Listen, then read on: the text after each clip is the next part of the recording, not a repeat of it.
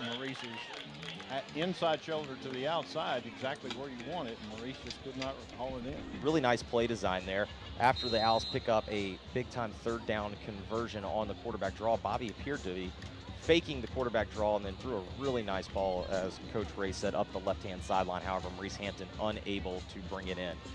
Shotgun formation, twins to each side for Bobby Wade. T.J. Fillet, lines up next to Wade on the right-hand side. Here's the snap.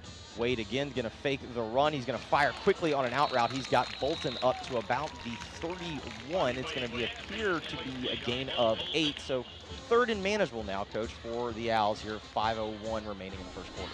A lot of things that you can call here, Jeffrey, from pass to play action to quarterback draw to handoff to the tailback. There are a lot of options in the offensive playbook. Officially a gain of 7, third down and 3 from the Owls from the Ridgeway 32 officially. Wade in the gun, twins to both sides. He now sends Bolton in motion to his right. Look here for a sprint out. That's exactly what it is. Bolton has the catch, crosses the 35, or should say crosses the 25 down to the 21. Big time pickup for the Owls on the sprint out to Bobby Wade's right. Nice execution. We've not seen the Owls use a whole lot of motion the last couple of years, but that was very nicely executed. Good throw, nice catch by John. Good turn up for that first down. Thing you really like to see there, Bobby Wade hitting his man in stride. It was a gain of 10 for Bolton. First down and 10 from the Roadrunner 21. Wade again in the gun, trips to his right. He's going to throw a fade route up the right-hand sideline. He's got his man, and that's the very first touchdown for the Owls. Thomas Hayden picks up the 21-yard grab. Touchdown, Owls. Really nicely thrown by Bobby, and a nice route by Thomas. He had the defender on his hip to the inside. Ball was thrown over his shoulder to the outside. Nice grab. Great start for the Owls offensively. Really nice throw and catch from the Owls. Cannot say enough about the touch there from Wade, and a very, very nice catch over the shoulder by Thomas Hayden. On to attempt the extra point is Trey Thomas. It will be out of the hold of Sellers Shy. On the snap is Michael Jennings. Snap, hold, kick, all good. And the Owls have a 7-0 lead here in game 1. Again, the Owls, with 4:40 remaining in the first quarter, lead Ridgeway 7-0. You're listening to MUS Owls football right here on 790 ESPN. Nice. Official timeout. 14-0, not surprised. Who won? Yeah, it was. Wade's look.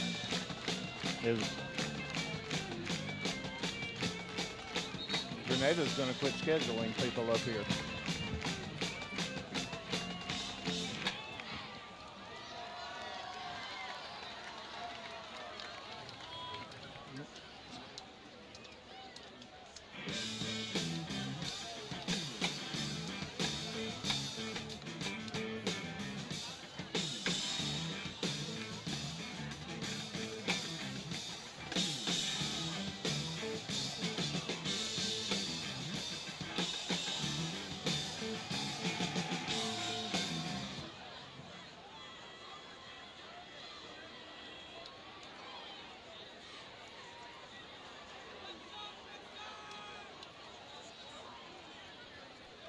Jeffrey Wright joined by Coach Barry Ray here on ESPN 790. The Owls take their first possession of the year, and they march it down about, I believe, 59 yards after a 21-yard throw and catch from Bobby Wade to Thomas Hayden. Coach, it was a very, very well executed play by the Owls. It was. That was really pretty. Bobby faked very briefly to his left, sets his feet, throws it to the right, throws it where only Thomas can catch the ball. And Thomas separated from the defender in the end zone for the score. Trey Thomas will be on to kick it off for the Owls again. Of course, the trigger man on the other end of the field for the Roadrunners is Kendarius Taylor. Again, he had a nice return to open the game. Yeah, I'm going to try to keep the ball away from him. I'm kicking it over here to the right side as he lines up. Coach Alston's cardinal sin of kicking is kicking it in the middle of the field. Taylor, unfortunately, made the cardinal, or I should say Trey made the cardinal sin there of kicking it to Taylor in the middle of the field. Thomas's boot is high and in the air towards the right-hand side, and this one's going to get into the end zone. No chance for a return there. Coach, exactly what you were looking for there. Nice directional kick. Well, that's the kind of thing that we do with Trey.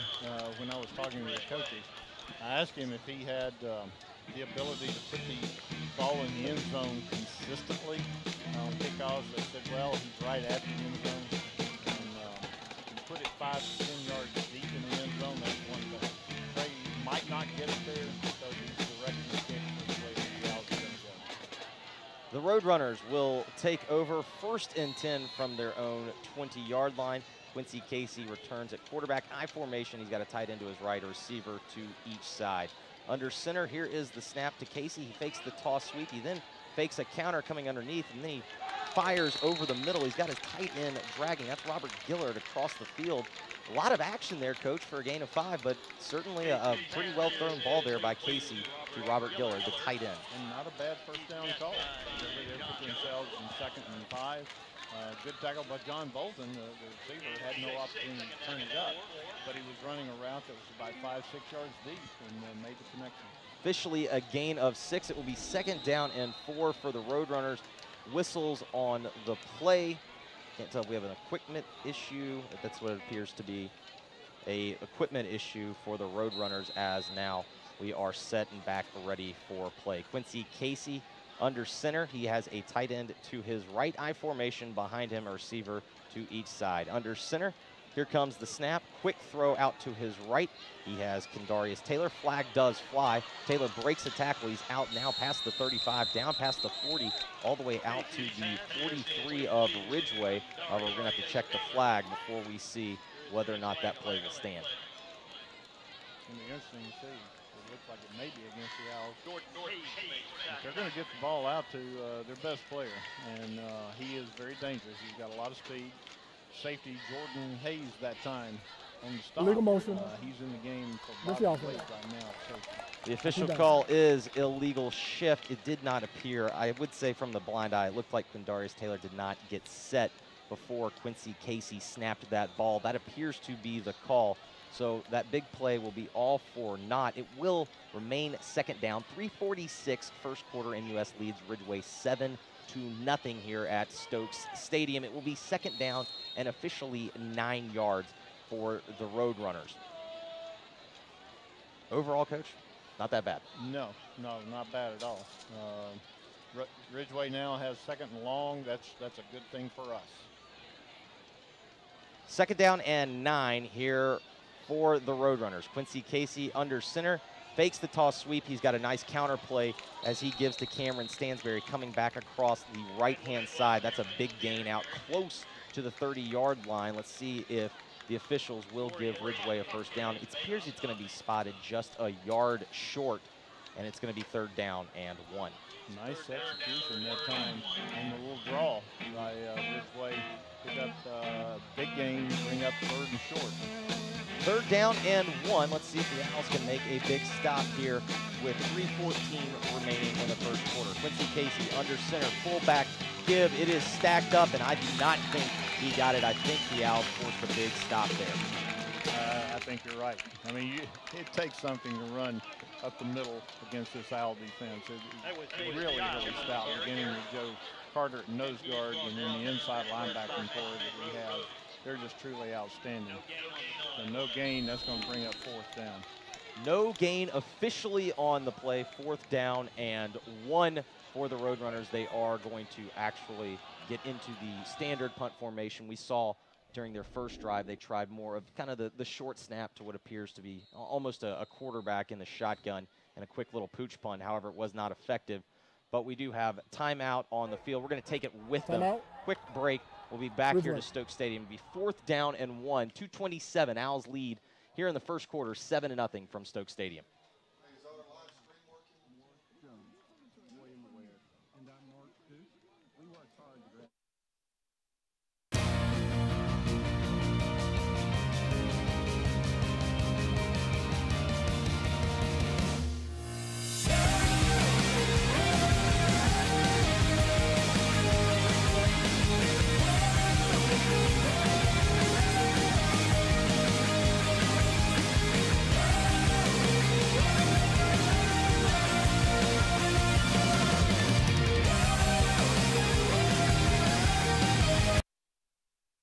they were going to get in a spread punt formation.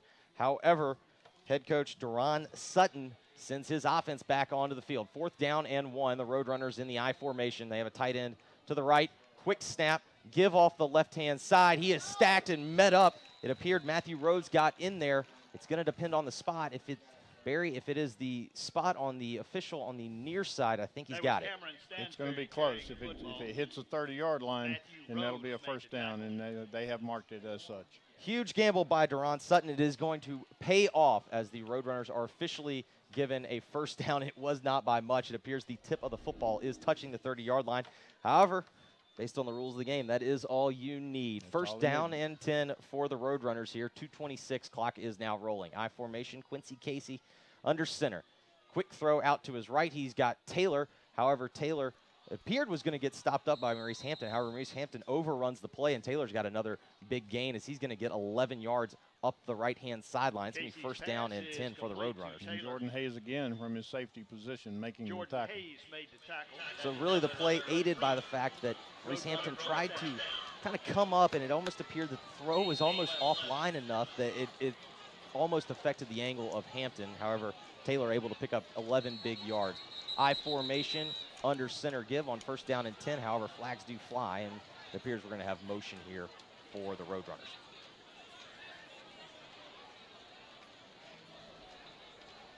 Pride of snap. False start. Offense. Repeat first down. With the play being stopped, usually you can usually guess when whistles do blow, it will be offensive motion. That is exactly what it is going to be. It is a false start on Ridgeway, and so it'll be first and 15 for the Roadrunners. At this point in time, Ridgeway doesn't appear to be too phased by a 15-yard have to pick up. They've got good wide receivers. They've hit their tight end. Quarterback has shown some poise. I formation, under center is Quincy Casey. He's going to make a quick 3-step drop, throw a quick out route down the right-hand sideline, down the Owls sideline. It's caught, and that's going to be a nice gain. It appears to be a gain of about 7 yards, so that'll make it 2nd and 8 for the Roadrunners at their own 43. It's going to officially be 2nd and 8. Hunter Kennel now at inside linebacker with Dorian Hopkins. Matthew Rhodes getting a little bit of a breather. The Owls will play a lot of different players tonight. It is kind of warm, a little muggy, so we'll see a lot of different Owl bodies out there on the field. I formation for Quincy Casey as he gets under center. Here's the snap. He's going to throw out to his left. It was a quick look. It looked like it was going to be an out and up to Jalen Munger. However, some miscommunication on the Roadrunners' part as Munger ended up taking off, and Carter ended up looking like he was going to throw kind of to the back shoulder. However, nothing going on there. It's going to be 3rd down and 8 here for the Roadrunners from their own 43. If, in fact, the route that the receiver ran was what was planned, Dakari Scott had it covered quite nicely. 3rd down and 8 officially here from their own 43. The Roadrunners in the I formation. Quincy Casey, quick 3-step drop, throws off to his left. It was well covered by not only Buchanan Donovan, it was also well covered by Dakari Scott. Nothing doing there for the Roadrunners. 4th down. But Buchanan from his outside linebacker spot, he was just inches away from being able to get his hands on that. Really nicely played by the senior outside linebacker. Yeah, Quincy Casey thus far on the night really done a nice job throwing to the open man. That was, however, certainly that time he maybe predetermined that was where he was going to go with the football, but it was not the right read. 4th down and 8 for the Roadrunners in the deep punt formation, the standard shotgun. Here's a kind of a slower snap. Low kick from Quincy Casey. It's going to bounce at about the 36 of MUS. It's going to roll all the way down to about the 23. So while it certainly wasn't pretty, Coach, it was a pretty effective punt there. A very effective punt, and you're right. It wasn't pretty at all. But the Owls stayed away from it, which was exactly the right kind of thing to do. They did get the roll, so the Owls going to take the ball at about the 23-yard line. 1st down and 10. The Owls lead 7-0 with 1:04 remaining here in the first quarter. Stokes Stadium. Jeffrey Wright joined by Coach Barry Ray on the broadcast. We are pleased to have you here on ESPN 790 AM. Shotgun formation, Bobby Wade. He's got twins to each side. He's got T-Day Filet to his left from the gun. Wade calls for the snap. Zone read off the right-hand side. He is, however, met by T-Day Filet is met by just a host of Roadrunners there at about the line of scrimmage. Let's see if maybe he's able to gain one. It looks like he's going to be stacked up for no gain, Coach. Not much running room inside. Ridgeway with their four-man front, making it tough for the Owls to move the ball on the ground inside. 2nd and 9 officially, gain of 1 for Filet.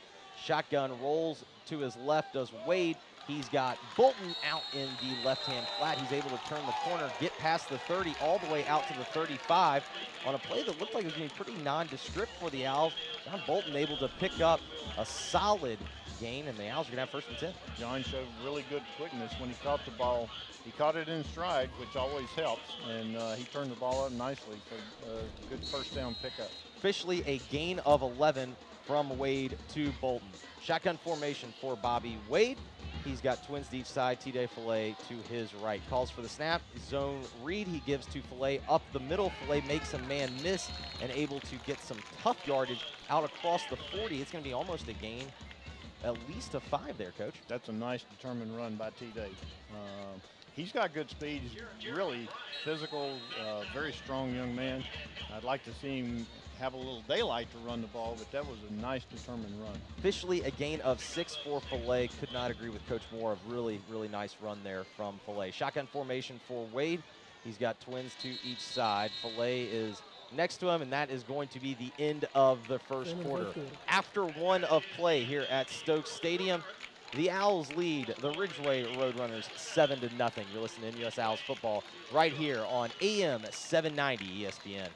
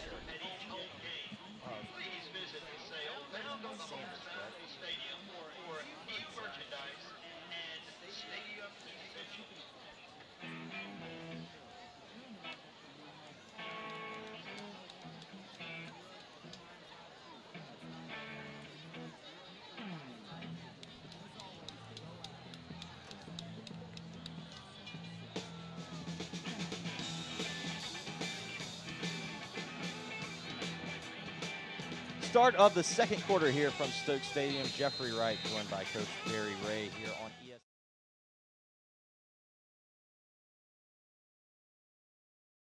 We officially get back to action. It will be 2nd and 4 for the Owls from their own 41-yard line. Inverted veer from the shotgun formation for Bobby Wade, receiver to each side. Here comes the snap.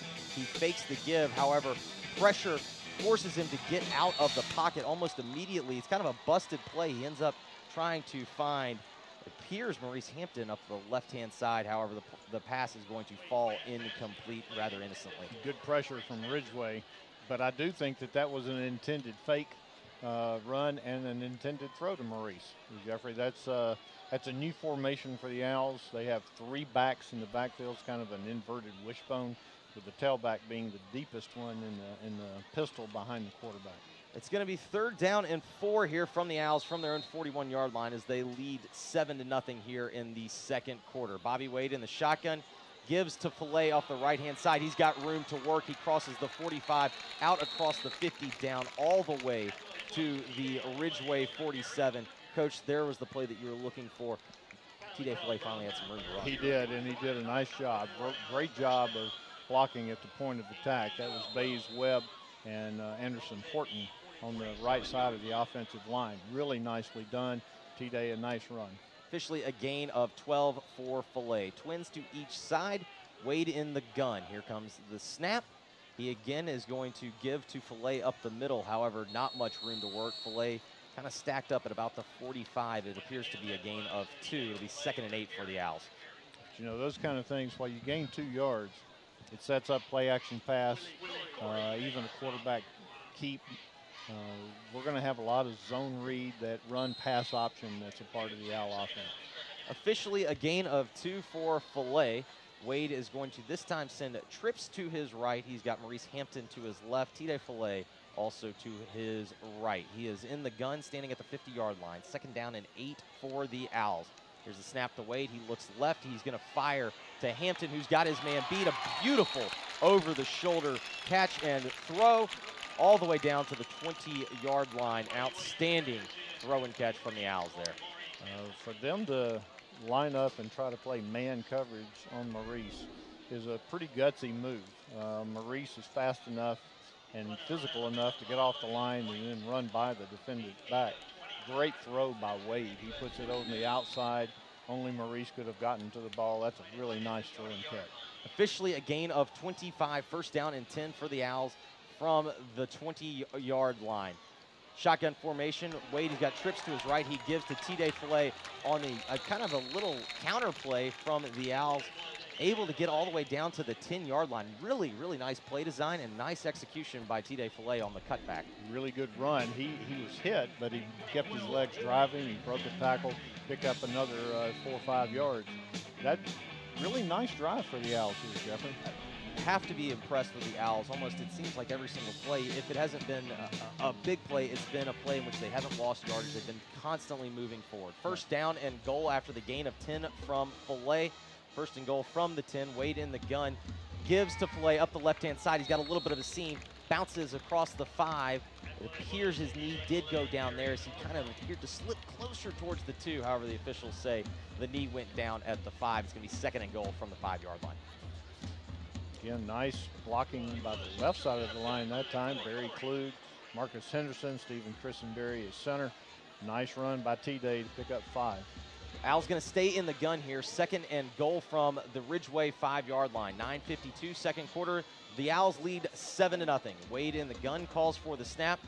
Quick punt to the left. He's got a slant flat. He's got Bolton in the flat. He secures the catch. Touchdown Owls. The Owls lead 13-0. Really nice job. John Bolton has proven himself to be a very good receiver from that inside receiver position, running flat routes. And John's really quick, proven to be very sure-handed.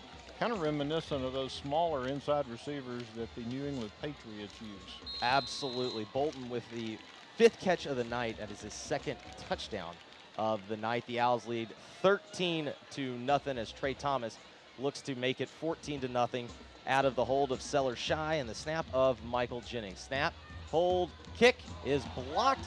However, yes, I was going to say, I thought in high school if the kick was blocked that the play was dead, but it certainly looked like there was going to be some confusion for a little bit. However, the Owls unable to convert on the extra point. 9:43, 2nd quarter. After a 10-play, 77-yard touchdown drive, the Owls lead 7-0. You're listening to MUS Owls football right here on AMC 790. Or I should say AMC.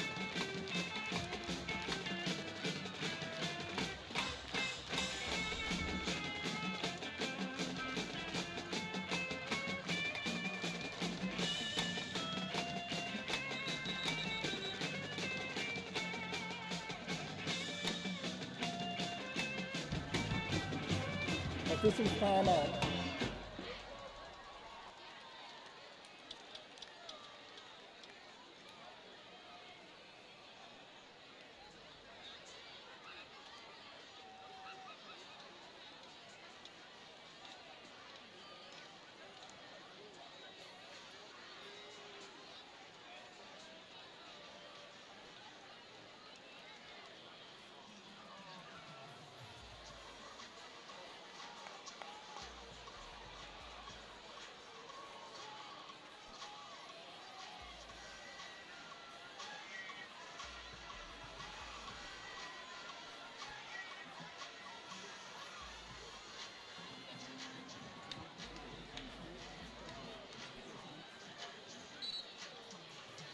And we welcome you back to Stokes Stadium. Jeffrey Wright joined by Coach Barry Ray as the Owls lead 13-0, 9:43 remaining here in the 2nd quarter. I'd like to remind you also, brand new headmaster Pete Sanders is going to join us at halftime, so make sure you stick around for that part of the halftime broadcast. Bobby Wade, 7 of 9, 83 yards, 2 scores, an outstanding start, Coach. if you're thinking about your senior year, that's kind of how you want to start it. Absolutely, and he is showing the kind of poise that you would expect out of a senior. The captain, the quarterback, Bobby's an outstanding player. Trey Thomas has the ball teed up at his 40 as he will be kicking towards the south end zone. Thomas appears to come set. He's ready. Ball meets foot. He sends it deep towards the right hash mark. However, Kendarius Webster is going to be able to take it at the 2, out quickly across the 20, all the way up to the 32-yard line. Coach, he made up some ground in a hurry there. He's an outstanding athlete, Jeffrey. He's got a lot of speed. He's very, very smooth in his gait. Great hands. I can see why the University of Oklahoma is excited to have his commitment. It really was an unbelievable play. It was almost as if, Coach, like he kind of caught the ball to where he could spin backwards to get forward momentum going as he went up the right-hand sideline. He quickly got out to the 32-yard line, officially a return of 29 yards. First down and 10 for the Roadrunners from their own 33-yard line. 9:35 to go here in the second quarter as the Roadrunners trail 13-0. First down play, toss sweep to the right. However, the Owls have it stacked up pretty good. Unable to get a whole lot of room there was Cameron Stansberry. Good defense for the Owls on the perimeter. We've got outstanding outside linebackers, 2 inside linebackers that can run. You're going to have a hard time getting to the edge against the Owls. Officially a gain of 3. Dorian Hopkins appeared to be the man that was on the scene first for the Owls. Second down and 7 for the Roadrunners from their own 36. Quincy Casey with an I formation behind him gets the snap again. Toss sweep to the right. However, different running back in that time. It's Jonathan Holmes, the 5'7 speedster, out across the 40-yard line. Let's see where it's going to officially be spotted. It appears it's going to be at the 42. It's going to be third down, about 2 yards, Coach. And we've got a little substitution going on. Try to bring in some fresh bodies. It's warm out there.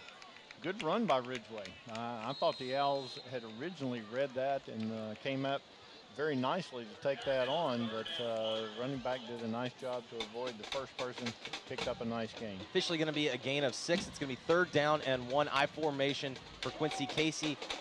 He gives off the right-hand side to the speedster Holmes, who has a lot of running room as he crosses the 50 and gets all the way down to the MUS 46. Flags do fly late, so we're going to have to see what the mark is, Coach. It appears the mark is going to be right at about the 46-yard line, also the spot of the football.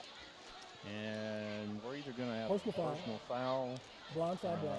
Looks like that's a signal. So they're going to be, we're going to move that back 15 yards. I'm not sure where the foul occurred. It was one of the back officials that threw the flag. But that young man showed some serious speed to get outside, Jeffrey. He was the quick substitution, and you could tell as soon as they brought in young Jonathan Holmes, a 5'7", 160-pound junior running back, you could tell that they were trying to get him the ball on the outside. They were able to do so there. It worked pretty well. However, a personal foul penalty right around the back end of the play. You'd have to assume it's a late hit. It's going to give the Roadrunners third down and 4 from their own 39. I formation for the Roadrunners. Quick toss sweep again to Holmes on the right-hand side. He's got another big gain. It's going to be close to a gain of 10, but it's most certainly going to be a first down for the Roadrunners. Really nice execution on the sweep. And you put the ball in that young man's hands. He has extremely quick feet and very fast. The Owls need to shore that up. First down and 10 as the Roadrunners have yet to cross midfield this possession. However, they have the ball at their own 48, first and 10. I formation for Casey. He's going to fake the give to Holmes. He's going to fire deep, looking for Taylor. However, he is unable to come up with the throw. Overthrew Taylor by just maybe a yard or two. However, Coach, Maurice Hampton right on his hip. He was right there. That would have taken an extremely good pass because Maurice had great coverage, but that young man is a tremendous wide receiver, and he's not small. No. He is a good-sized young man, and if it's a jump ball, that's going to get interesting between Maurice and Taylor. Taylor listed 6'2", 185 in the program. Again, the commitment to the University of Oklahoma. I formation, Quincy Casey from his own 48, toss sweep to Jonathan Holmes. However, this time Holmes does not find any room as Matthew Rhodes says hello pretty quickly. I believe that's Joe Carter. Joe Carter obviously Yes, getting through there. Yeah, nose guard Joe Carter. Joe read that, defeated the interior block, and got out wide. That was a great play by the senior nose guard. That was a fantastic play by Carter there. Again, a loss officially of 2. It's going to be 3rd down and 12 for the Roadrunners. 7:07 remaining here in the second quarter. MUS leads Ridgeway 13-0. Carter from the shotgun, 5-step drop, looks to his right, gets pressure now. He's scrambling out to his right. He's run out of room. He's going to be shoved out of bounds. It appears the line of scrimmage. However, Carter just did not have any time to throw their coach, and the Owls able to force 4th down. Great coverage downfield. He had no one open, and as he was looking downfield, the pressure began to get closer and closer, and finally he ran out of the pocket and was pushed out of bounds. Nice job by the Owl defense. Maurice Hampton appears to be going deep to return the kick of Quincy Casey. Casey appears this time going to go more in the standard punt formation. We've seen a couple of pooch kicks, or I should say we've seen 1 pooch kick and 1 straight snap from the Roadrunners. That appears he's going to be deep here, about 12 yards deep. Here is the snap, back to Casey. The kick is away, a low line drive. Hampton calls for a fair catch at his 31, and that is where the Owls will take over 1st and 10. Jeffrey Wright, joined by Coach Barry Ray here on 790 AM ESPN. The Owls lead the Roadrunners of Ridgeway 13-0. 6:47 remaining here in the second quarter. 1st down and 10 for the Owls. The Owls have scored on both possessions thus far. They have held the Roadrunners scoreless on both possessions. Officially a punt of 22 yards by Quincy Casey. Shotgun formation for Bobby Wade. Trips to his right, man to his left. He's going to give to T-Day Filet off the right-hand side. T-Day quickly cuts it back across the 35. Appears to be a gain of about 3 for Filet. And T-Day, when he puts his foot in the ground and turns it upfield, he was pretty decisive in that cut. We'll take 3 yards to start with, but Ridgeway, they have been a little tougher against the run than I think maybe what we had expected. Really muddled it up front. Mm-hmm. First, I should say, beg your pardon, 2nd down and 6 for the Owls, officially a gain of 4. Wade is in the gun. He's got twins to each side. He has Filet to his right, calls for the snap, fakes the give to Filet. He was looking to throw. However, he ends up tucking it and running. Quickly gets up across the 40 before he slides down. It appears, Coach, he slid down about a yard short of the 1st down. It's going to be 3rd down and very short here for the Owls. It'll be 3rd and 1. Nothing Coach Austin would like better than for this to be a clock-consuming drive that'll culminate in a score right as the clock hits 0 for the halftime. And not give Ridgeway, they have shown some explosiveness. So being able to maintain ball control is very, very important. Really have to also tip your cap to Ridgeway. They certainly, you know, it's their first game of the year. As you've mentioned that they haven't had a ton of practice time coming in. They certainly have not been overwhelmed by the moment. They've certainly come to play here. They're here to compete, and hats off to them. They are going to bring out the chain, as the great Vern Lundquist would say. Stretches it out, and it appears it is going to be just a bit short, so it'll be 4th and inches for the Owls. Again, quick reset for you here. MUS and Ridgeway live from Stokes Stadium here at the gorgeous campus of the Memphis University School. Jeffrey Wright, joined by Coach Barry Ray. The Owls lead 13-0. The Owls have taken both of their possessions and punched them in. Off of Bobby Wade to John Bolton, touchdown grabs. Again, it's going to be 3rd down and just inches. Houston set, that is the very full backfield for the Owls. They got all the big uglies up front. Short backfield, Wade under center. Calls for the snap. He's going to sneak it. Hit almost immediately. However, he didn't have much to gain, and it does appear that according to the line judge on the near side that Wade got a full yard, so it appears that the Owls are going to have 1st down and 10. And they do officially have 1st and 10 as the official comes in to move the chains. First down and 10 for the Owls. 5:32 remaining here in the second quarter with the clock running. The Owls have it at their own 43. First short yardage play for the Owls, Coach. Wasn't pretty, but it was effective. Well, that's probably the most basic short yardage play in football is quarterback sneak. Shotgun formation for Wade. He's got 2 men to each side. T-Day Filet to his left. He calls for the snap. Here it comes. He's going to sprint out to the left. He's got Bolton out in the flat. He puts his foot in the ground, quickly tried to get up. Really nice move there by Bolton as he almost appeared to stop at full speed, unable to avoid the tackler. However, he's going to pick up at least 6 there. And I think John had every intention of trying to spin back to the inside. He's been effective at making that catch and trying to turn the corner. This time, I think he intended to try to spin it back. Officially a gain of 6 from Wade to Bolton. Trips to Wade's right. He's got a man to his left. He also has T-Day Filet right next to his left shoulder. He's going to give to Filet up the right-hand side. Filet puts his foot in the ground, tries to get north and south. He crosses the 50, gets out to about the 48, but, Coach, it appears he's going to be about a yard short. Yeah, he's going to bring up a 3rd and 1. Again, though, a very nice determined run because T-Day was hit pretty much at the line of scrimmage, yet he was able to drive forward to bring up a 3rd and short. Officially a gain of 3 for Filet.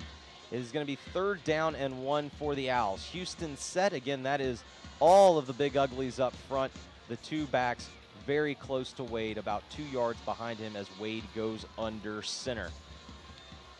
Wade calls for the snap, barks out the signals. He was going to try to sneak it. He ends up kind of trying to do kind of the move that you would also see so very often where the quarterback kind of looks like he's going to go up the middle and then he tries to go out wide right. However, the penetration for the Roadrunner stacks that up, and Wade's going to probably lose a yard there, Coach. Yeah, that wasn't as effective as we would have liked. We had Dorian Hopkins lined up with T-Day in the backfield. Looked like Bobby was trying to follow Dorian. We'll see what the Owls do on this 4th down. Reminded me of Colton Neal. Very much that you would see that. However, Wade unable to convert. 4th down and 1. The Owls going to go for it. Wade tries it again up the left-hand side. This time he's got a wall and he's got some room. He's across the 40, across the 35, out, across the 30. Flag flies at the 31-yard line. Wade's got a big gainer. We're going to have to check the flag. You would think, based on, Coach, where the flag came from, you'd think holding, but we'll have to check the mark. It's going to be interesting. Dorian Hopkins was out there trying to block, and we'll see if that flag was on him for some reason, but really nice run by Bobby. Blindside block, 41, good offense. So it is officially going to be what appeared to be a chop block, I believe, if I heard that correctly from our official. It was on Dorian Hopkins. We're going to have to see where the mark takes it back. It was a personal foul, so it is a 15-yard penalty. Will that be from the original spot? It almost appears that is where they're going to be marching it back from. No, I think that's from the that's where they're setting the ball. Okay. So it looks like, I think they ought to measure this because I'm not sure that that's not a 1st down, but it's 4th and inches anyway, the way that they've got it. Coach Austin's going to call timeout. He is going to call timeout. We are going to take it with him. When we come back, we will set the scene for you. It appears it's going to be 4th down and just inches for the Owls when we return. 3:12 remaining. The Owls lead 13-0 here in the second quarter on ESPN 790 AM.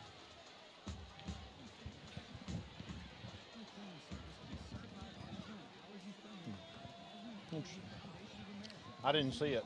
Did you get him in the back? Dixon Hughes Goodman is a proud supporter of MUS and has provided service and guidance to the school for more than 20 years. Like MUS, Dixon Hughes Goodman has a rich Memphis history. We are celebrating 63 years of providing customized, comprehensive solutions that go far beyond traditional accounting. Dixon Hughes Goodman salutes the MUS Owls in their 2017 football season.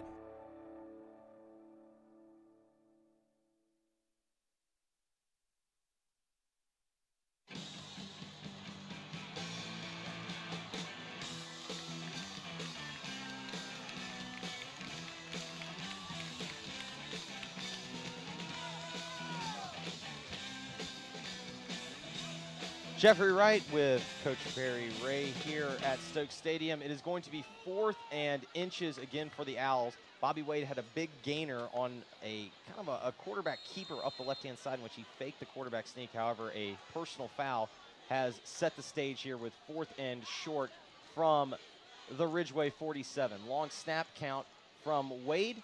Almost appears a no snap, no play. However, here comes the snap this time a little bit later. He crosses what appeared to be the line to gain all the way down almost to the 45-yard line. Kind of a nice play there from the Owls, Coach. You could tell that maybe perhaps Ridgeway was jumping the snap a little bit earlier on the short yardage stuff. However, Wade takes a little bit longer, able to find a little seam up the right-hand side, 1st down 10. Yeah, good discipline on the part of the offensive line to hold in for that long count. They were hoping to get Ridgeway to jump, but nice execution on that. Good drive off the ball by the line, and good pickup of a 1st down.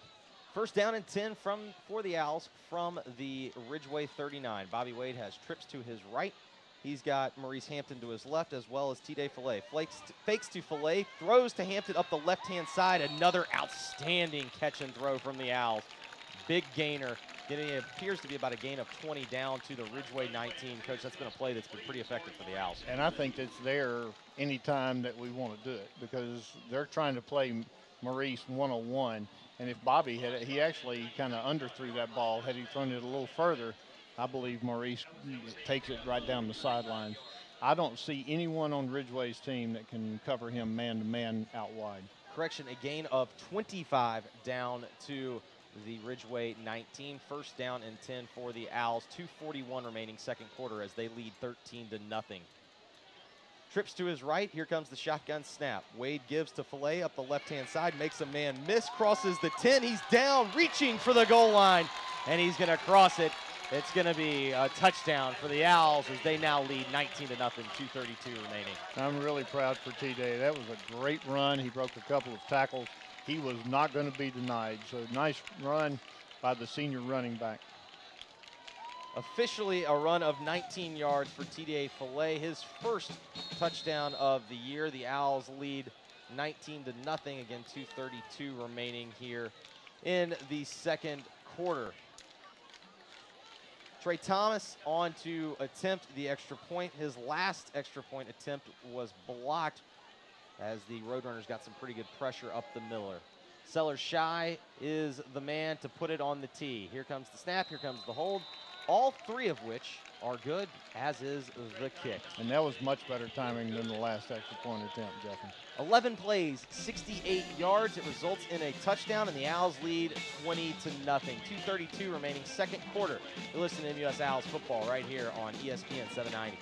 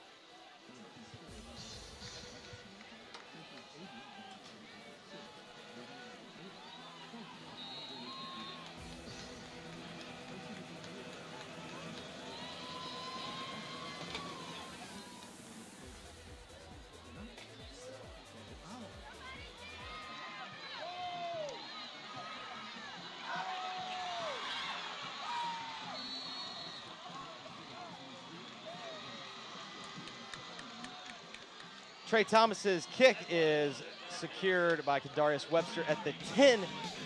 We apologize, we missed the last play. He gets a big gainer. Took the ball at the 10, able to completely reverse his field, get all the way out across their own 42. It appears the ball is going to be at the 43. It's a gain of 36. Coach, another nice return from Kadarius Taylor. Yeah, I don't know what you have to do to keep the ball away from him, but whatever it is, they need to determine that at halftime, because that young man is a dangerous player with the ball in his hands. Owls lead 20-0, 2:23 remaining here in the first half. I formation for Quincy Casey. He fakes the toss sweep, looking for his tight end over the middle. Ball is nearly intercepted by the Owls. However, it falls harmlessly to the turf. It'll be 2nd and 10 for the Roadrunners. That time the linebackers got a nice drop, and Dorian Hopkins was right there in the path of the ball. Would have been nice to have seen Dorian come down with that one. 2nd down and 10 for the Roadrunners. Quincy Casey in I formation. He's got a tight end to his right. He's going to give off the left to Cameron Stansberry. Stansberry finds, I should say off the right, I beg your pardon. Stansberry finds some pretty good room. He's out across the 50 all the way down near the 1st down marker. It's going to appear to be, yep, it's going to be officially a gain of 10. It will be 1st down and 10 for the Roadrunners. And Ridgeway has found some running room on the Owl left defensive side. They are running kind of it was partially a sweep, partially a power play with a lead fullback, and they have something working. I formation again for Casey. He gives off that exact same side to Stansberry. Stansberry puts his foot in the ground, crosses the 45, gets down near the 40, I beg your pardon, near the 43 of MUS, and flags have now officially been thrown in the air. We'll have to see what that is. It seems like it's going to be a late hit, Coach, on someone. I'm not sure. A late flag. Personal foul. Defense. It is a personal foul. It is a late hit on the Owls officially, and that's going to put the Roadrunners deep into MUS territory as the 15 yards will be tacked on from the end of the run. That's going to place the ball all the way down at the MUS 28. Pretty good opportunity here for the Roadrunners as they trail 20-0 with 1:53 remaining here in the 1st half. One thing I've noticed, Jeffrey, Matthew Rhodes not in the game. He's over here on the sideline with ice on his shoulder. Hunter Kendall now playing inside linebacker with Hopkins. I formation from Casey. He fakes that toss sweep. Here comes the running back Stansberry on the counter all the way down near the 20-yard line. That's going to be close to a gain of 8. Another really nice running play here for the Roadrunners, this time utilizing the counter. I formation, 2nd down and short 3. The give to Stansberry off the right-hand side is first met by Buchanan Donovan near the line of scrimmage. He maybe gained 1. It's going to be 3rd and short for the Roadrunners. Yeah, Donovan looked like maybe Trey Thomas also there on the play. We've officially got to the 1-minute remark, 56 seconds remaining here in the 1st quarter. The Owls lead 20-0. Ridgeway with the ball at the MUS 20, 3rd down and short. Toss sweep to the right. Jonathan Holmes makes a man miss. He's able to slip past the 21, or should say past the 20, all the way down past the 1st down marker. Gets down all the way to the 12-yard line. Big pickup for the Roadrunners here as they now are moving closer and closer to the goal line, trying to really make this game a little bit closer. And that was nearly a great defensive play by John Ross Swain. Tailback able to break the tackle though. 1st down and 10 from the 12. Quick throw from Quincy Casey. Tried to catch the Owls napping as he was looking for Taylor up the right-hand sideline, trying to get a quick touchdown throw. However, the throw out of the reach of Taylor, and it will fall harmlessly to the turf. It'll be 2nd down and 10 officially from the 13-yard line. 29 seconds remaining here in the 1st half. Sophomore Robert Dickinson now lining up on the inside at the linebacker position with Hopkins. A lot of different bodies on the part of the Owls cycling in and out. 2nd down and 10 from the MUS 13. Quincy Casey in the I formation, long snap count. Fakes the toss sweep, fakes the counter. However, he's unable to escape pressure. He was trying to go for a big-time play action pass. However, Buchanan Donovan appeared, was able to get there first. Big-time stop, big-time loss there for the Owls. It's officially going to be a loss of, I believe, 11 yards, Coach. Yeah, Trey Thomas from his end position. Donovan brought pressure from the outside, and they met at the quarterback on the play action pass. Nice defense. Officially a loss of 9.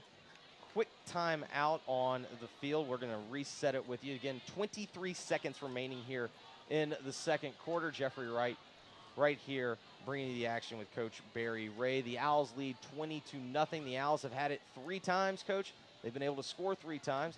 The Roadrunners getting it for their 3rd time of the game, attempting to score. However, the Owls when the moment is called, the Owls have been able to meet the call thus far. They've had some big defensive plays to help keep Ridgeway in some third and long positions. Again, I think Ridgeway has some dangerous players if they can get the ball in their hands. They have shown the ability to run the ball, particularly to their right, our defensive left. This will be a big play for the Owl defense. Kendarius Taylor is going to be the single set man to the, I should say, the Ridgeway side of the field. It is the east end. Shotgun formation for Quincy Casey. He's got trips to his left. He's going to throw an underneath route as 17, Jalen Monger is going to make that grab underneath. However, he's going to be well short after about a gain of 5 with 16 seconds left. It's going to be 4th down and close to 15 yards, Coach. We'll see where officially they spot it. Really nice job defensively on the discipline angle for the Owls. Buchanan Donovan was all over that. Made a nice tackle to bring the receiver down. Really well played. Timeout here at Stokes Stadium. We'll take a quick one. We'll be back in 30 seconds with you right here. The Owls lead 20-0. 16 seconds remaining here in the first half on 790 ESPN. Print smart, scan smart, work smart with XMC Smart Technology. XMC, Xerox Authorized Sales Agent, can show you how to outsmart the competition through better cost control, higher security, increased productivity, and added convenience for you. Today's professionals need to operate beyond office walls and 9-to-5 schedules. Xerox offers fully integrated mobile cloud-based solutions, and XMC can show you how to save 30% on managed print. Outsmart the competition today. Call XMC or visit xmcinc.com.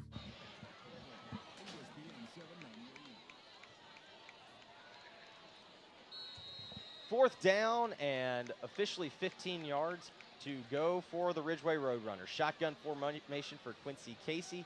He's got the ball at the MUS 19. 3-step drop from the gun. He's looking to his right. So Taylor fires a post pass over the middle off the hands of John Bolton, nearly intercepted. However, really probably would have been a moot point, Coach. It appeared the ball was probably going to come out either way to about the 20-yard line. Yeah, I think the best thing that could have happened right there. Not that John didn't want that interception. I'm sure from a statistical standpoint, he would have loved to have had that. In fairness to John, the first time he's been thrown to in the end zone, he hasn't actually made the catch. So you think that he probably want to keep up the good idea of, if I'm in the end zone, the ball's in the air, I need to catch it. John has had a really good offensive night. 10 seconds remaining here in the first half. I'd like to remind you that brand new headmaster Pete Sanders is going to join us here on the broadcast at halftime as the Owls come out. It appears they are going to be extremely pleased with the 20-0 lead here, as it appears that the Owls will take a knee and send it to the half. Wade under center, and that is exactly what he's going to do as he quickly takes a knee. That will do it for the first half here from Stokes Stadium. The Owls lead 20-0 over the Roadrunners of Ridgeway. When we come back at the half, we're going to speak with Pete Saunders. After that, we'll take a look at the numbers as well as get you set for the second half. Stick around. You're listening to MUS Owls football right here on ESPN 790. When you're on solid ground, you can take the leap. When you feel safe and sound, you can make some noise. When you have people you trust, you can leave your worries behind. Safety features that help protect you. A reputation for treating you right.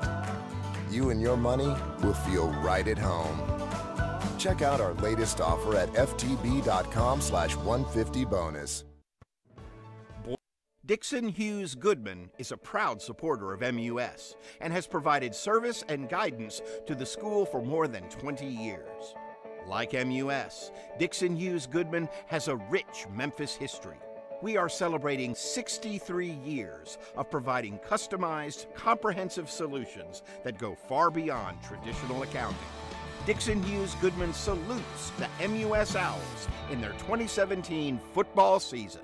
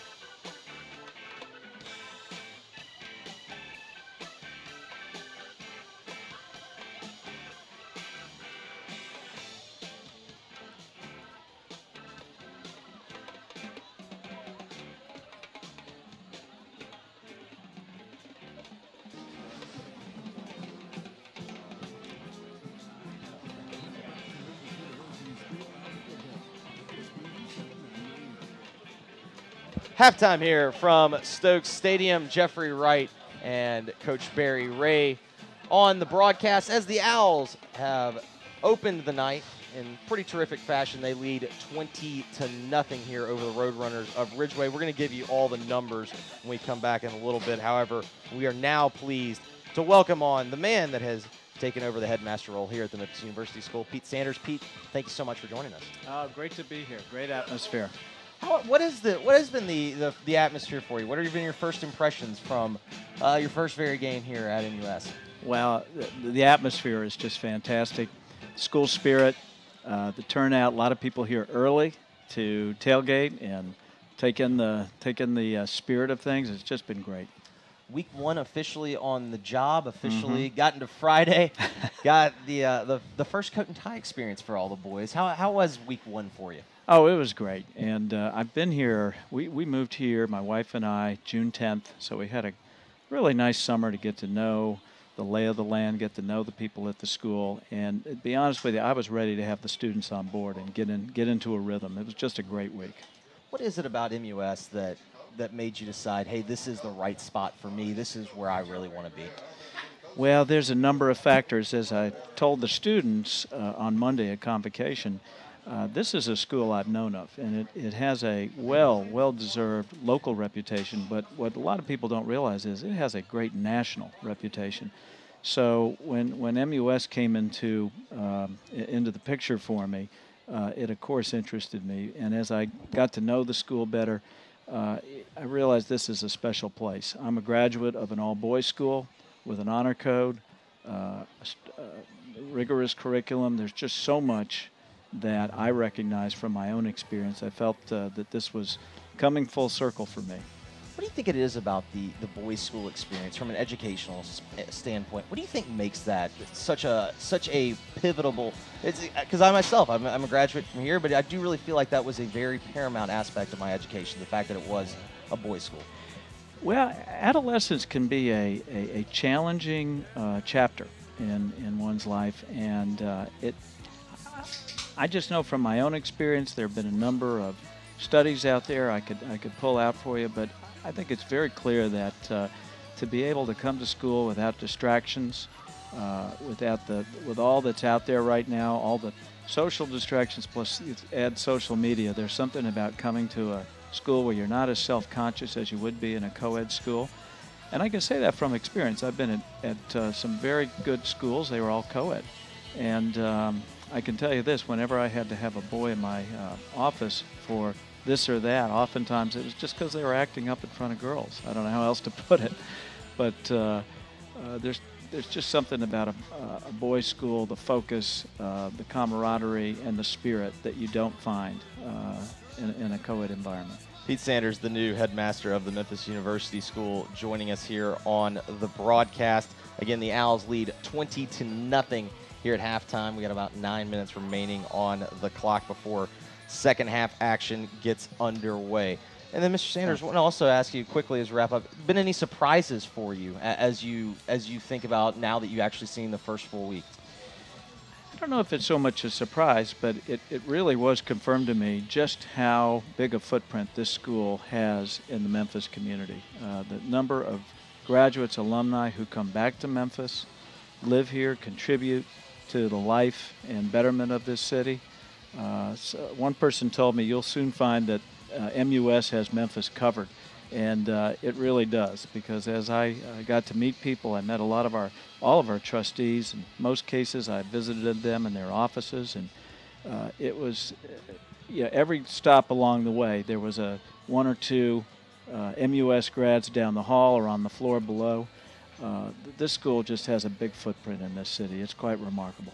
Pete, we wish you the best of luck. We really thank you for your time tonight. Thank you so much. That is Pete Sanders. He is the new headmaster here of the Memphis University School. When we come back after a quick break, Coach Ray and I will take a look at the first half numbers. Again, halftime here at Stokes Stadium. The Owls lead 20-0. You're listening to MUS Owls football right here on AM 790 ESPN.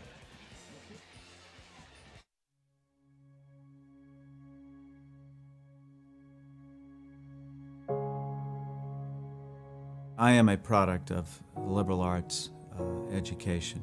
starting at web school and then later in college. And I can think of no academic program that prepares one more for the challenges of this century. If anything, we need to have people who are quick on their feet and have a broad and sense of what is all that is out there.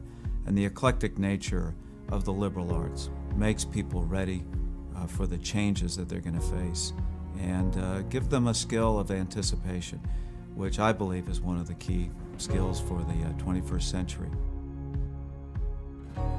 Education molds the entire person, and a school develops a student's intellectual ability, aesthetic sense, athletic skills, but more than anything else, a student's moral and ethical development. My athletic director and coach at the Webb School, where I went to school, always said that the academic dog wags the athletic tail. So the key to balance is to put academics at the top, but also find space for the outlet of the arts and athletics. My experience as a teacher is at the heart of what I do. Developing a technique in the classroom, working on lessons, seeing results out of students was something that was quite satisfying to me in the classroom. But it's played out heavily into my role as an administrator and in leading teachers and overseeing an academic program where the students are at the center. Without that experience in the classroom, it's hard to imagine how I could do my job. It's really at the core of my being. I've learned a lot from my students in the classroom and in athletics because I've been a coach for many years as well. I think what stands out to me, especially at independent schools, is how the student who perhaps on paper is average can do above average things. And I've seen that academically, but also athletically. And there's nothing more satisfying than to see the smallest boy on the football team make a big play. It's just as satisfying as seeing that average student become an above average student at the end of the year. When parents know what's going on with their sons, when teachers and parents are in communication, good things happen. And it's important to be plugged in, to be aware, to be supportive of your son.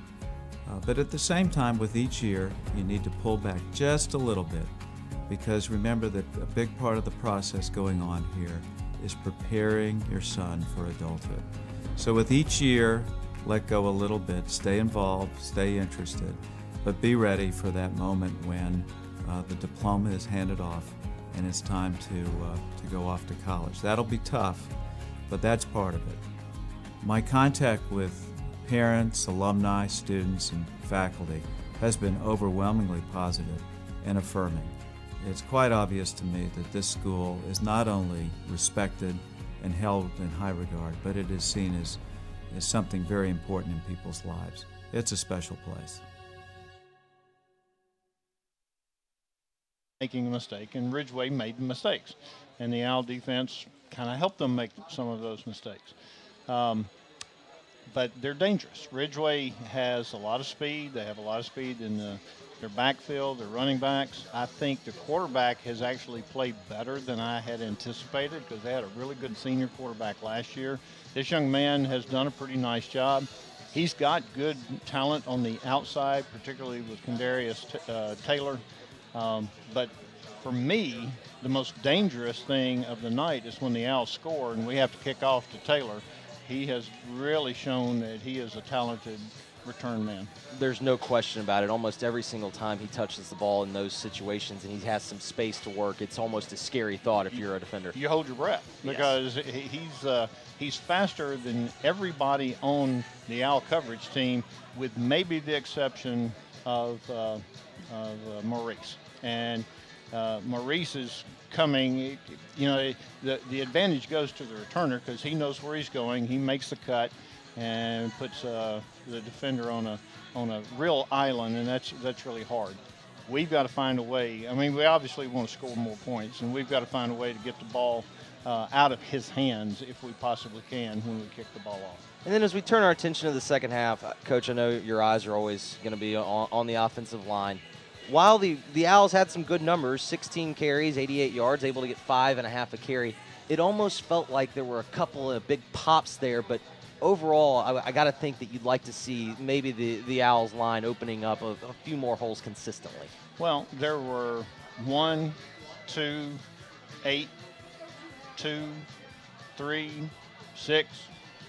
So you did have, there was some movement at times, but Ridgeway did a nice job. They were in a 4-man front.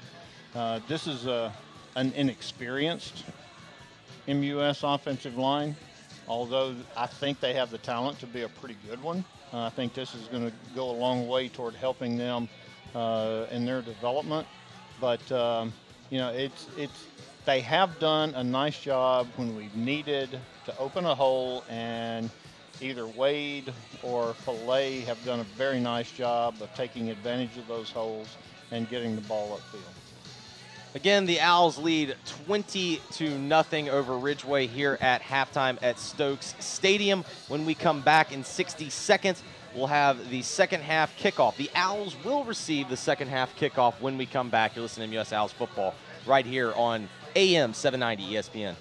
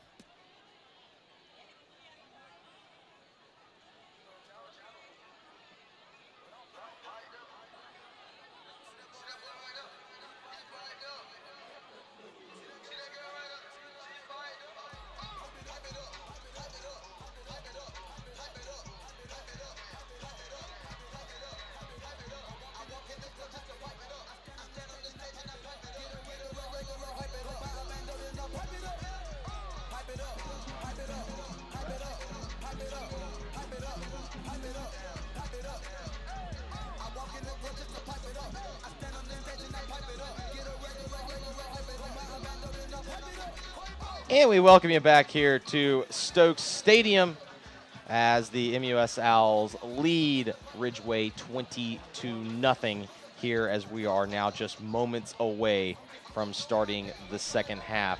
Coach, they have added an extra 3 minutes onto the halftime clock. The Owls have come out. It appears that some of the Owls are going to kind of loosen up a bit. Ridgeway also going through their calisthenics as well. It appears most of their team kind of loosening up a bit. Again, as we turn our attention to the second half, the Owls with a 20-0 lead.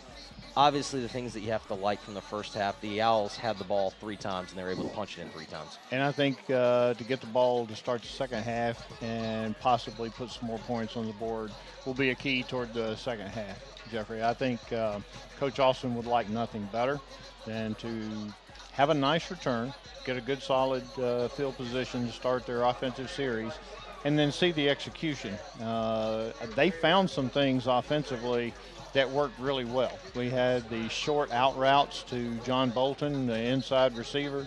We had the go routes to both of the outside receivers, Thomas Hayden catching a touchdown pass on a go route, Maurice Hampton obviously a threat only when he runs his go route. So the passing game, we have found success there. Rushing the ball, I think you're quite right. Coach Austin would love to see some more consistency running the ball. But T-Day has proven himself to be a very good back. He ran hard. That touchdown run he had, he broke a couple of tackles. He was not to be denied to get the ball in the end zone and was really excited to have that touchdown. So start the second half, get good field position on a return, good solid return, and then take advantage and put more points on the board. That is the goal to start the second half. Going to take a quick 60-second break. We'll be back with the second half kickoff right here from Stokes Stadium. MUS Owls football on ESPN 790.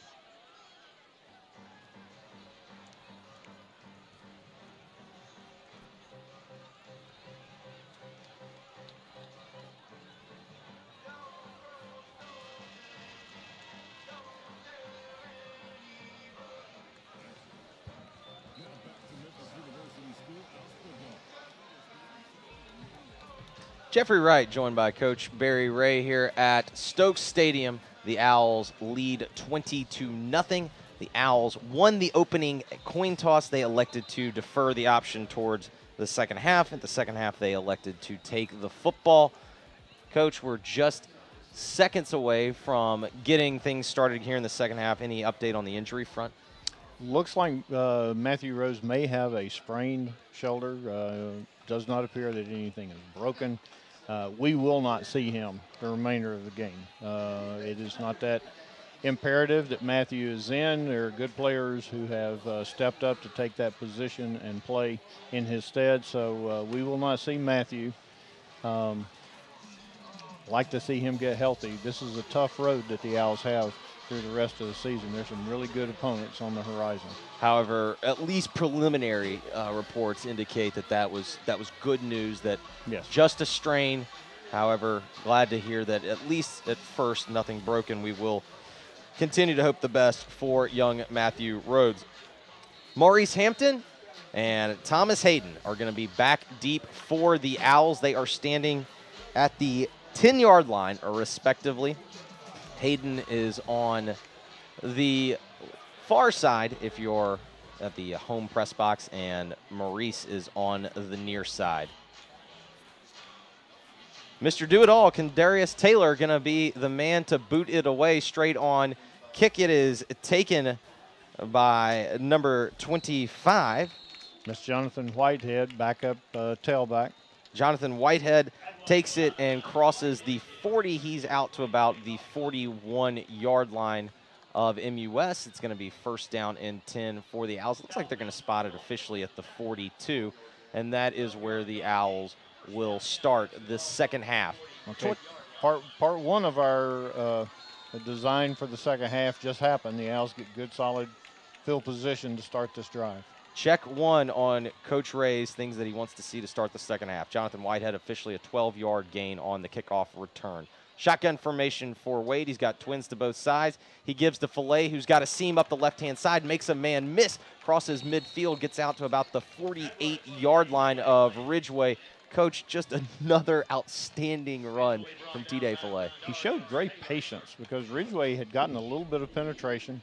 He was able to break the tackle at the line of scrimmage and then made a nice move. He just about spun out of the tackle that brought him down. I really like the word that you've used to describe the way that he's run tonight. It's been determined. He's put his foot in the ground. He's gotten north and south, and he's really run the football hard. And if you're a coach, that's exactly what you'd like to see. Absolutely. And T-Day's got those kind of skills. He's a strong runner. He's got good speed. And really had a nice opening game. Officially a gain, a 9 for Fillet, 2nd and 1 for the Owls. Shotgun formation for Wade. Quick pump fake, looks to his right, comes back to his left. He's looking for Hampton up the left-hand sideline, underthrown a bit, and that ball is going to fall incomplete. However, not a bad opportunity there, Coach, to take a shot. It's second down and very, very short. Why not take a shot there? And that's what the Owls did, however, unable to come up with anything. And if Bobby had just a second to set his feet a little bit better, he would have put that ball just a little further. And I think Maurice would have run under the ball. It was a little underthrown. Nice defensive play by the Ridgeway defender.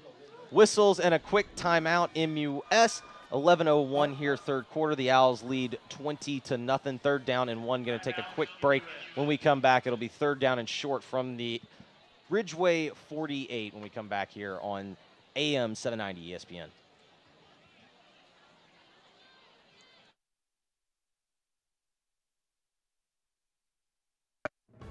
Boyle Investment Company, providing excellence in real estate since 1933, is proud to celebrate our 84th year of serving the Memphis area.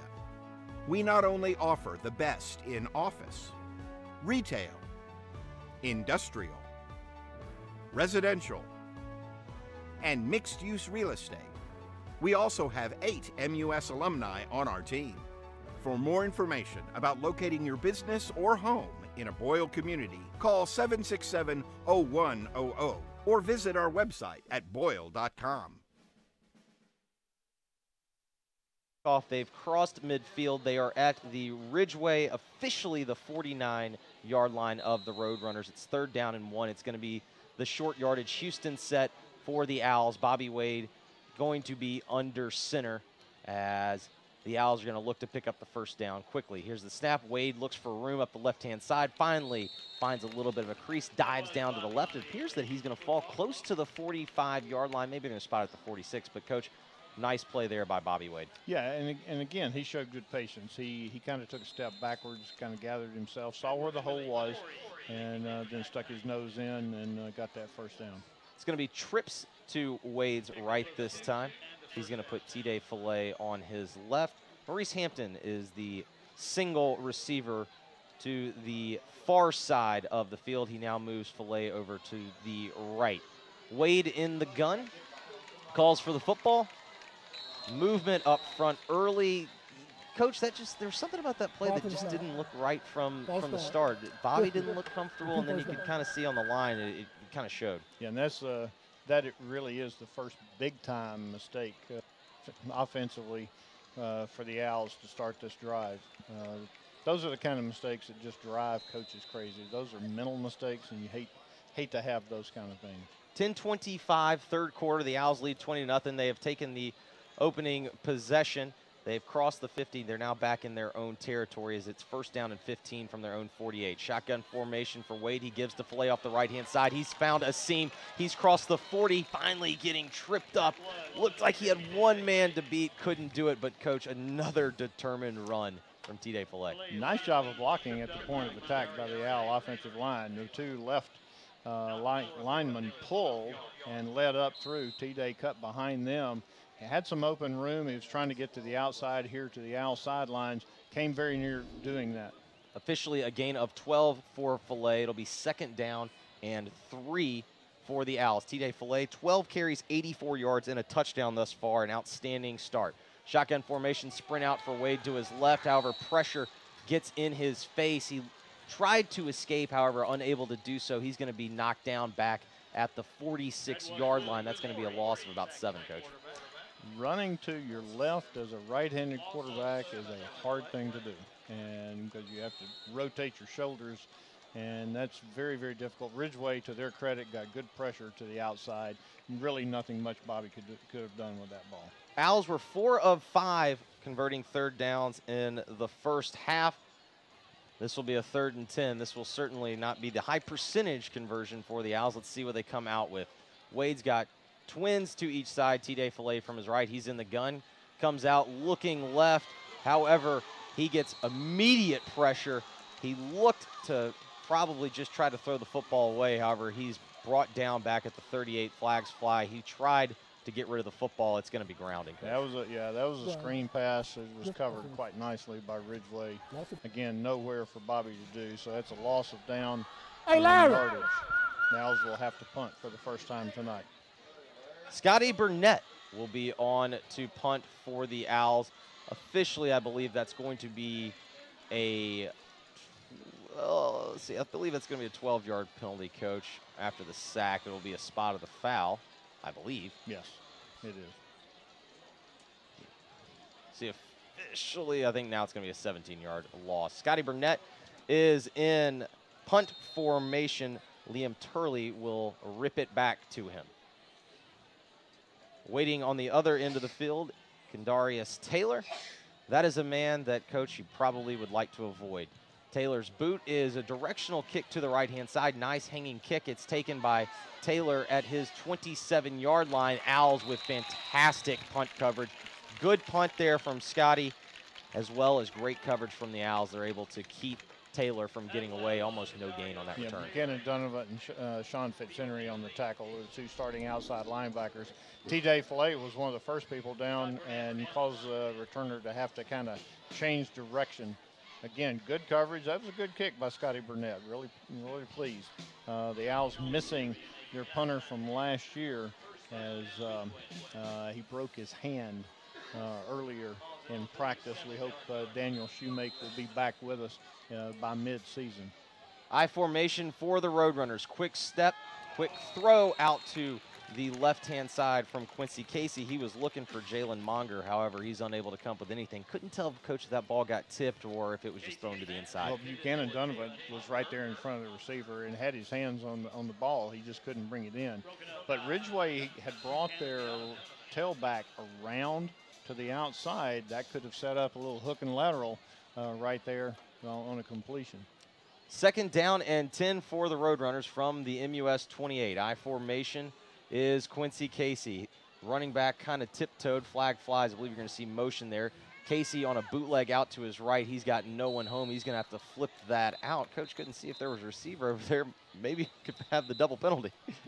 It's going to be interesting. He did throw the ball beyond the line of scrimmage. Maybe that's a factor. But, he got rid of the ball because Dorian Hopkins from his inside linebacker position had a beeline on him.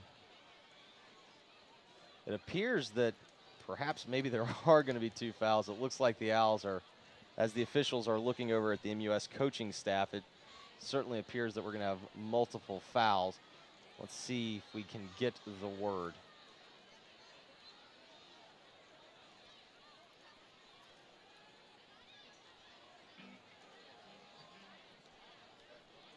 Officially waiting. We apologize. Really haven't seen this. So it was illegal motion. The Owls elected to decline the motion penalty because it was 2nd and 10. That's going to bring up 3rd and 10, and it's going to force the Roadrunners into a passing formation. Quick eye formation, flip out to the right to Taylor. Maurice Hampton comes up quickly in an attempt to hit him. Taylor able to escape that. However, the Owls quickly corral him. It's going to be almost no gain. However, it looks like a late flag over near the Ridgeway sideline. It's going to be interesting to see what that is. Maurice is down. Looks like he's cramping. He grabbed his toes, pull them back, keep him from cramping up. It's hot out there, and Maurice has played both offensively and defensively. He's run a lot, so I'm not surprised that we're seeing some cramping here on a hot night. With Maurice Hampton taking an injury timeout, we'll take it with him. We'll be back in 60 seconds here. Owls lead 20-0, 8:08 remaining in the 3rd quarter. You're listening to MUS Owls football on ESPN 790. Well, we've got not.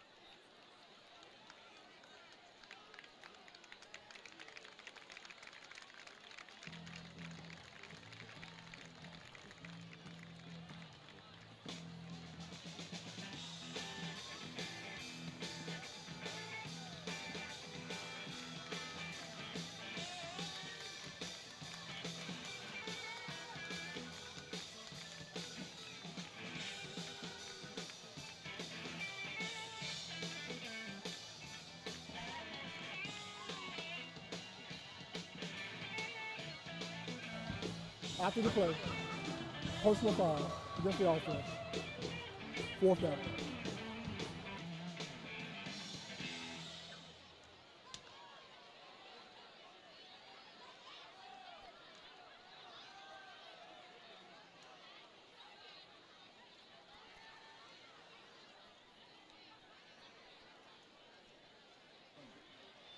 Jeffrey Wright, joined by Coach Barry Ray here as the Owls lead 20-0, 8:08 remaining in the 3rd quarter. It's now going to, it is going to be 4th down and long. There was a big penalty on the last play. We'll give you a quick update of what happened. The quick notes to know are that Maurice Hampton and John Bolton both walked off of injuries. It appeared that it was going to be a late hit out of bounds on a 3rd down and 10 play against the Roadrunners. A late hit has now forced it to 4th and 24, and Quincy Casey's back in punt formation for the Roadrunners. Sophomore Will Portera deep for the Owls. Here is the snap. The kick by Casey is off and away. Portera calls fair catch. He makes it at the Roadrunner 44, and that is where the Owls will start their 2nd possession of the 2nd half. Okay, that first drive didn't exactly happen the way the Owls would have liked to have seen it. I know Coach Austin would like to see that cleaned up. And it really started with an offensive penalty for a loss of 5, and then from there things kind of went downhill. You never know when a penalty like that can discombobulate the timing and change the course of the drive. Seller Shy and Scotty Burnett check in at receivers with Hampton and Bolton on the sideline. Shotgun formation for Wade. He's got Filet to his right. He has twins to both sides. He calls for the snap. Here it comes. There is movement on the line. We'll have to see which way it goes first. It did appear, Coach, that Marcus Henderson moved the Owls' left tackle, but the question is, was he drawn off? Yeah, they called offsides on Ridgeway. And I know that Coach Egger is going to talk to Marcus about staying disciplined because you never know how that call is going to go. You certainly do not leave it up to the judges. Just stay in your stance and make sure that you get the call. However, the Owls do get the call. 1st down and 5 for the Owls from the Ridgeway 39. Wade in the gun.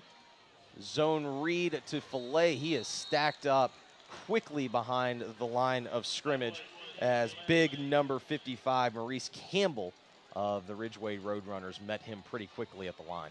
Looks like there's a little confusion on the part of the offensive linemen. They're talking with each other. Someone may have busted an assignment. It'll be 2nd down and 7 now for the Owls. 7:35 third quarter as the Owls are trying to add to their 20-0 lead here in the third. Shotgun formation, Bobby Wade got twins to both sides. Sprint out to his right. He was looking for the out route. He was looking for Thomas. I should say he was looking for Trey Thomas in the right flat. However, Trey was essentially tackled right at about the 35. Oh, yeah, it's going to be defensive holding. Number 15. I think the defender, he decided this inside route to the out is, we're not going to let that happen again. So he basically just tackled Trey, as you said, and the Owls get the call. It appears it's going to be it will be a 5-yard penalty from the spot, automatic 1st down, I believe. Let's see, as the umpire steps it off, it's going to be 10 yards. So it'll be a 10-yard penalty. He's marked off 15. No, we'll take, he's going to back it up to 10. Okay. I didn't feel quite as bad when the umpire decided that he knew about as much of the penalty as I did here. That was a 12-yard penalty, according to our statistician Dax Torrey. However, it will be a 1st down and 10 for the Owls. They're going to have the ball just inside the Roadrunner 30. Let's see where it's officially spotted. They're going to call it the 29, so we will too. 1st and 10. Wade is in the gun. He has receivers, should say 2 receivers, to each side. T.J. Filet to his immediate right. Shotgun formation, gives to Filet off the left-hand side. Filet makes a cutback. He's got a lot of room. He crosses the 25, crosses the 20, down all the way to about the 17-yard line. Another really, really nice run from T.J. Filet. T.J.'s having a very good night, and when you have that kind of run, it's because the guys up front have occupied the defenders, and T.J. takes advantage of where the hole is. He has a lot of latitude to look for where the hole may be, and nice job of selecting the hole that time. Really been impressed with T-Day's vision and his cutting ability tonight. Officially a gain of 12. Wade in the gun. He's got trips to his left, a solo man out to his right. He's looking for Thomas Hayden on kind of the back shoulder throw right at the pylon, unable to come up with it. The throw just a little bit high, a little outside too. Pretty good coverage that time by the Ridgeway defender as well. But I like that.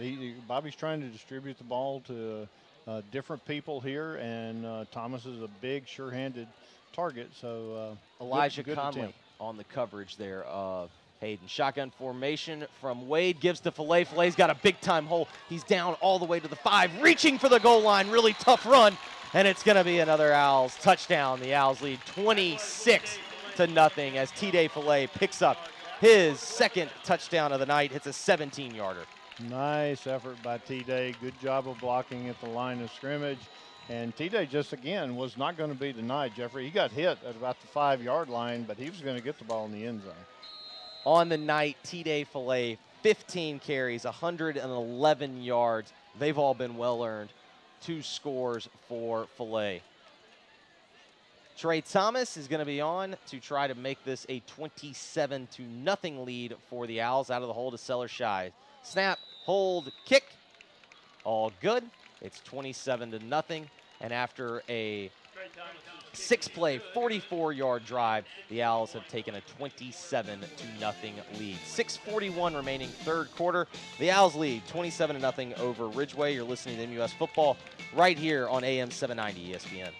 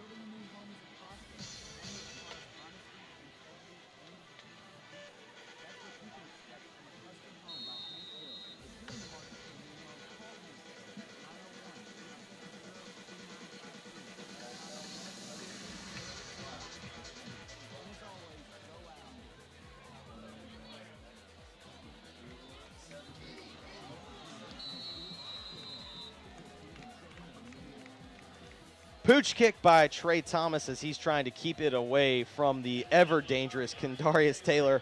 However, Coach, Taylor's still able to corral it at about the 18. Gets all the way up to about the 30, but a directional kick, and there wasn't much of a chance for Taylor to take that one to the house. No, didn't give him much room, but I tell you what, I don't know that you can kick it anywhere within the boundaries. Other than the end zone. And he doesn't have a chance to get to the ball. If it's on the field, he's got a chance to get it. I agree. I formation for the Roadrunners. Quick throw out to the left. Quincy Casey has got Jalen Monger. He's got a nice gain as he crosses the 40, crosses the 45 out to about the Roadrunner 46. That's going to be a gain of about 15 yards on the catch and throw from Quincy Casey to Jalen Monger. And now Dorian Hopkins has gone down with a cramp. The way he was grabbing at his leg, you can tell that was a cramp. Meant to have it in the pregame notes. We didn't get to it, Coach, but I was going to ask your thoughts on the fact that the Owls now do have guys that are, a lot of guys that are going both ways. You knew the night was going to be humid. You knew it was going to be pretty hot. The turf, obviously, we know can certainly get pretty hot down there. It retains heat. You know, the guys have worked hard, and I think they have hydrated well. At least it's been preached to them that they need to hydrate well. But in game situation where you've got adrenaline flowing and it's an emotional type situation, you're going to burn more energy, you're going to expend more energy, and the chances of cramping do go up, particularly for these two-way players. But a lot of bodies have been on the field tonight for the Owls, and I think that's important for a depth development standpoint for the rest of the year. Now the Owls are going out there without their first two starting inside linebackers, and you've got two sophomores now on the field at inside. Robert Dickinson and Hunter Kendall. I formation, quick throw from Quincy Ross. He's going up top, looking for Taylor on the far end of the field. However, Taylor unable to locate the football, and that's going to be 2nd and 10 as that pass falls incomplete. And Maurice was right there eyeballing the receiver the entire way. The big key is don't let the young man behind you, and there was no way he was getting behind Maurice. This has been a pretty good challenge for Maurice because he's had to go with this receiver regardless of where he lines up, and he's had to cover him man pretty much all night, and he's done a pretty good job. I formation again for Casey. Quick throw. He's going to find his back. That's probably going to be a lateral out of the backfield as Stansberry gets to about the 45. Let's see if he gets back to the original line of scrimmage. It appears that he got close. Most likely going to be a gain of nothing, and that will officially be a lateral. Really nice play by John Ross Swain, who's in the outside linebacker position that time. John Ross came up, broke down to allow no gain on the play. So 3rd down and 10 officially from the Ridgeway 46. Casey under center, I formation, looks to throw to his right. However, he's going to tuck it and run, and he's not going to be able to get anywhere because Joe Carter, the nose tackle, the man that has been causing havoc all night, continued to do so. Yeah, a nice job of coverage downfield. There was no place for him to throw the ball, and when he tried to bring it down and run with the ball, Joe was right there.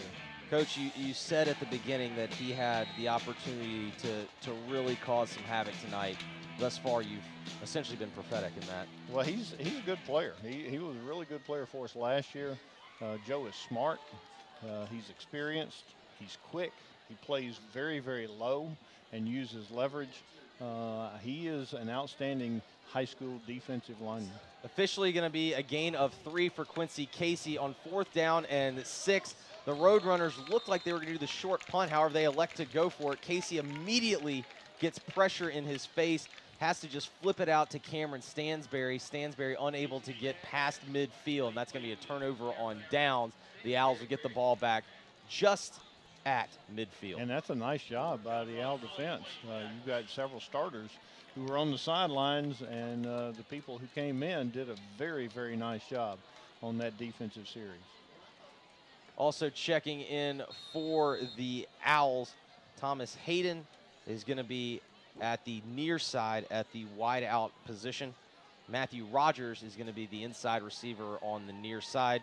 Aiden McKay, the inside receiver on the far side, and as well as Maurice out wide. Shotgun formation for Wade. He's going up top. He's looking for Hayden. However, the ball thrown just a bit too wide. It's going to fall incomplete. Coach, he had his man beat. He certainly did. Thomas has run a nice route. And Bobby's done a nice job of throwing those balls all night long. That may have been one of the weaker throws for him because he threw it out of the field of play, and it gives your receiver absolutely no chance to make that play. If he keeps it in the field of play, that's a touchdown. Shotgun formation again for Wade. He's got twins to each side. He has T-Day Filet to his right. Wade barks for the signals. Here it comes. Filet on the give off the left. He plants his foot, tries to cut back right. However, unable to get out of the grasp of the Ridgeway defender. That's going to be a loss of about 3, and we'll call it 2. And that was a nice play by the Ridgeway linebacker. He shot a gap. T-Day tried to plant and come out the backside and did not have enough time nor momentum to make that. Antonio Smith on the stop. He was the man that really did make the nice play. It's officially a loss of 2 for the Owls. 3rd down and 12 for the Owls from their own 48. Wade in the gun. He's got receivers, 2 receivers to each side. Shotgun formation. Here's the snap. Here's the throw. Looking for Hayden deep. He's got Hayden down inside of the 20. Appears that Hayden went out right at the 19, Coach. The play that they weren't able to connect on, they came right back to it, and this time Wade made the throw, kept it in the field of play. Really nice job there. And I think that was a really nice job of adjustment to the ball in flight by Thomas Hayden, because he had broken to the inside of the defender and then broke it back when he saw where the ball was thrown. And basically, he just ran to the catch. Thomas has good speed, nice throw and catch. Officially a gain of 33 on the throw from Wade to Hayden. Same formation again for the Owls. Receivers to each side in the gun for Wade, and he now flips T-Day Filet from his right to his left. Here comes the snap, the give to Filet off the right-hand side. Not much room as Filet was looking for a crease. He was trying to get behind Barry Klug coming around the end, just unable to really find anywhere to go. I'm impressed at Ridgeway's players. On a hot night, they have continued to battle, and it would be easy to phone the rest of the game in, but these young men are not doing that. And Coach Sutton, that's a credit to his coaching and his staff and to these young men. Ridgeway is going to win some ball games before the year is out, Jeffrey. They've got some really good players. 3:55 and rolling here in the third quarter. The Owls lead 27-0. Wade sends a man in motion. He's got a receiver. He wants to go deep. It looked like he was going to try that sprint out pass. However, he elected to go for it all, try to find Maurice Hampton. Hampton does secure the grab. However, he's out of the field of play. It'll now be 3rd and 10 as that pass will officially be incomplete. Again, I like the little wrinkle of the motion. The Owls have not used much motion in the last several years. To bring that inside receiver across the formation and to basically wind up in trips, you can really flood the zones. And Bobby had his choice. He chose to throw the ball deep to Maurice, but he had 2 underneath receivers that were open. Trey Thomas was the man coming in motion. He definitely had him in the flat. Wade elected to try to deliver the knockout punch. Shotgun formation, long snap count. I believe Bobby was able to draw the Roadrunners off sides. That's going to be a quick 5 yards. And now that 3rd and 10 becomes 3rd and 5. And that's, again, good discipline on the part of the offensive line to hold their position. And smart play by the senior quarterback. We'll take those 5 yards anytime we can get them. 3rd and 5 beats 3rd and 10. I'm not a mathematician, but even I can definitely I tell think you Las that. Vegas will tell you those are much better I odds. like those odds. That's now you're talking my speed, Coach. 3:41 remaining here in the third quarter. The Owls lead 27-0. Shotgun snap. Here comes Wade looking for Hayden underneath. He's got the catch right at the marker. Let's see where he's spotted. I think they're going to give it to him because it looks like he needed the 9. It looks like they're going to spot him at the 8. Yeah, he got the 8. That's a good little spot route right there. Thomas came off the line, spotted up. Bobby delivered the ball quickly to him for a nice pickup for 1st down.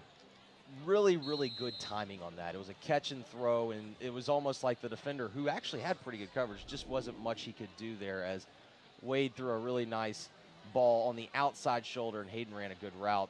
Just turned around, made the grab, and he was able to extend past the line to gain, and it's now going to be first down and goal from the 8-yard line. The Owls looking to add to their 27-0 lead. 3:35 remaining third quarter. Shotgun snap. Wade fakes the give to Fillet, going to carry it around the right end, and he's going to get all the way to the end zone. Touchdown Owls. The Owls, after an 8-yard gain, have now extended the lead to 33-0.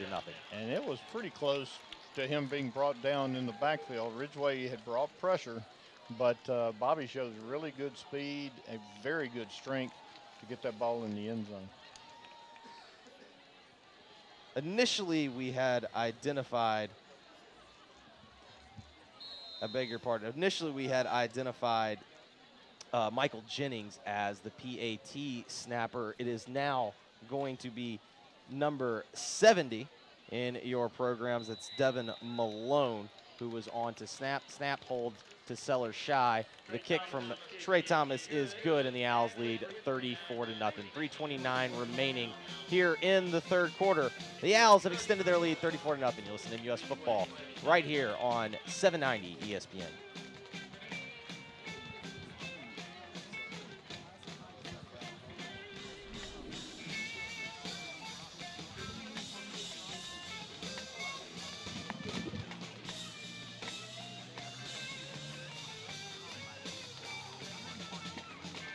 You mean for a running clock, Mr.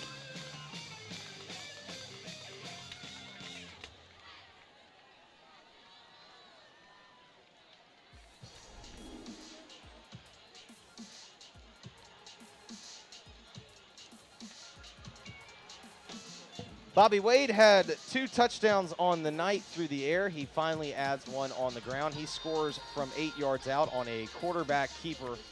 Trey Thomas added the extra point, and the Owls now with 3:29 remaining in the third quarter lead over the Ridgeway Roadrunners, 34-0. Trey Thomas in a pooch kicking stance as he has the ball teed up at the 40. He's just trying to avoid Kendarius Taylor.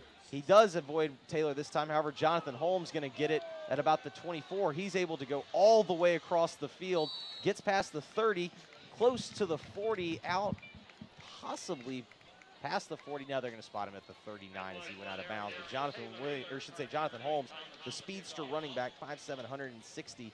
He showed those wheels as well as there. That's one of your picker points. Yes. I mean, I'm glad Taylor didn't have the ball in his hands, and I think I'd rather Holmes have it. But they have some really dangerous weapons that they can use. It's like when you watch a Rams game and Tavon Austin's on the field. On the field full of fast guys, he's noticeably faster. So that's when you realize that the guy's got great wheels. 17-yard return officially by Jonathan Holmes. It will be first down and 10 for the Roadrunners from their own 39-yard line. Quincy Casey in the gun. He's got trips to his left. He's going to run a quarterback draw. He gets past the 40. Stretches out to about the 42. Looks like it's going to be a gain of 3. Got a man down in the backfield, however. With the man down, it is a Ridgeway offensive lineman, it appears. With a man down, we'll take the break with him. We will be back as the Owls lead 34-0, 3:09 remaining with an injury timeout here at Stokes Stadium. You're listening to MUS football on ESPN 790.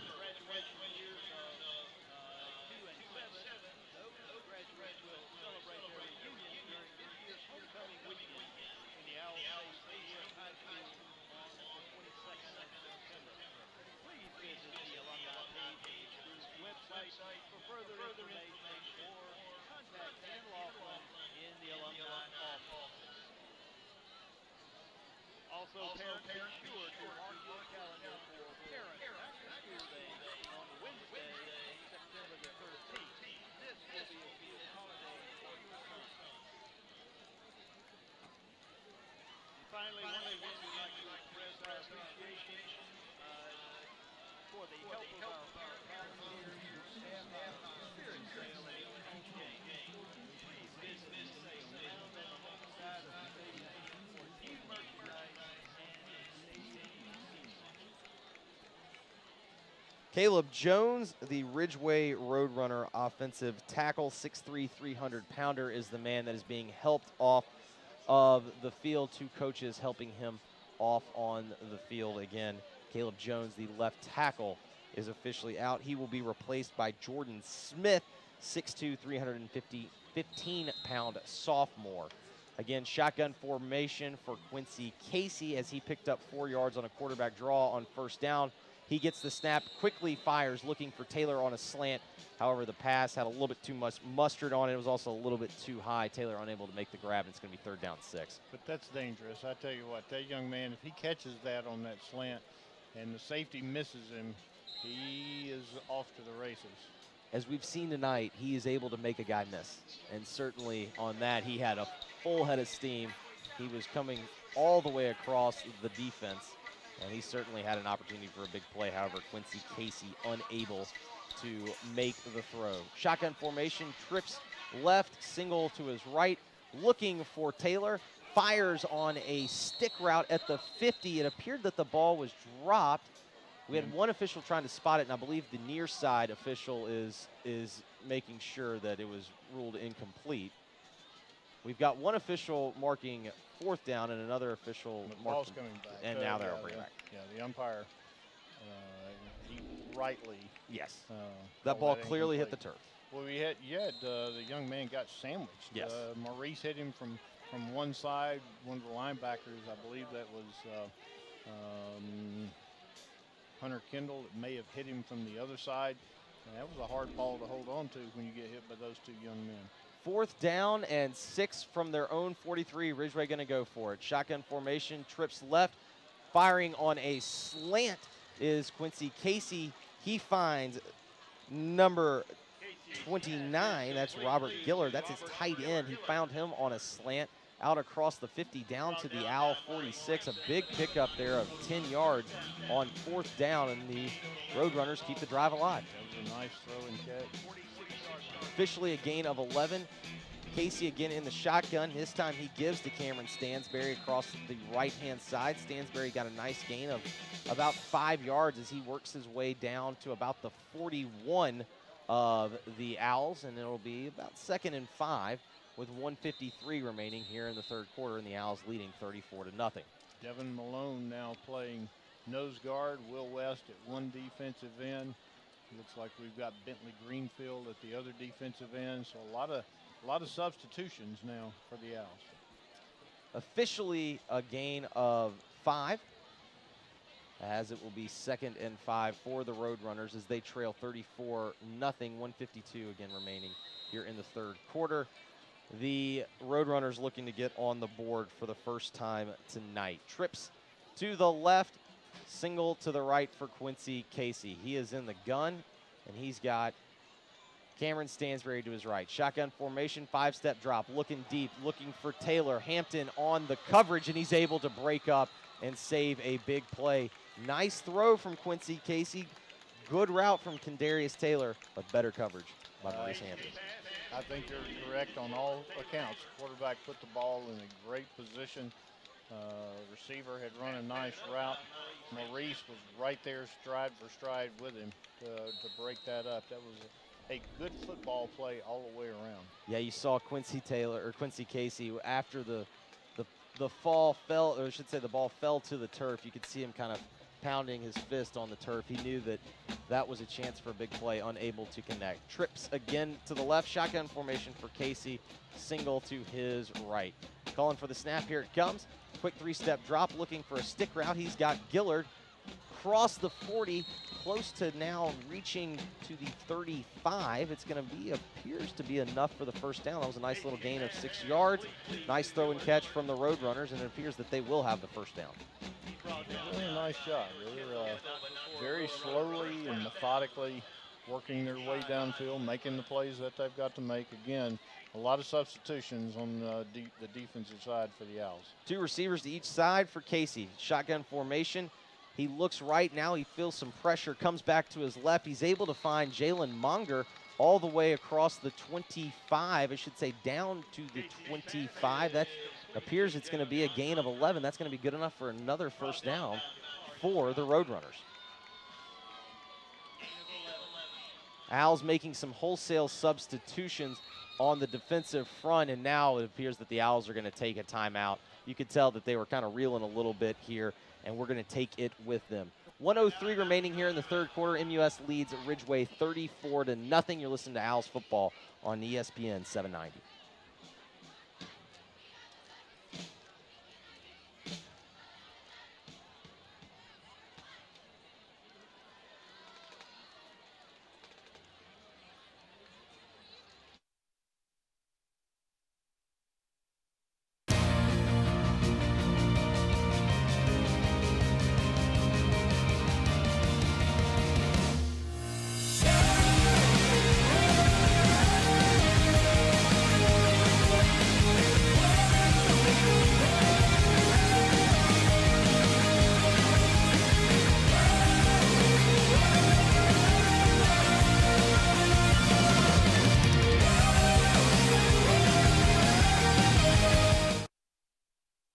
Owls are looking to open up the season 1-0 against the Roadrunners.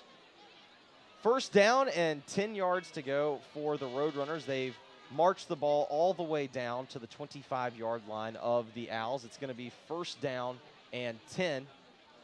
Trips to Quincy Casey's right, single receiver to his left. Diamond formation, it appears, to the right. He was going to throw a quick screen. Now he looks for the seam.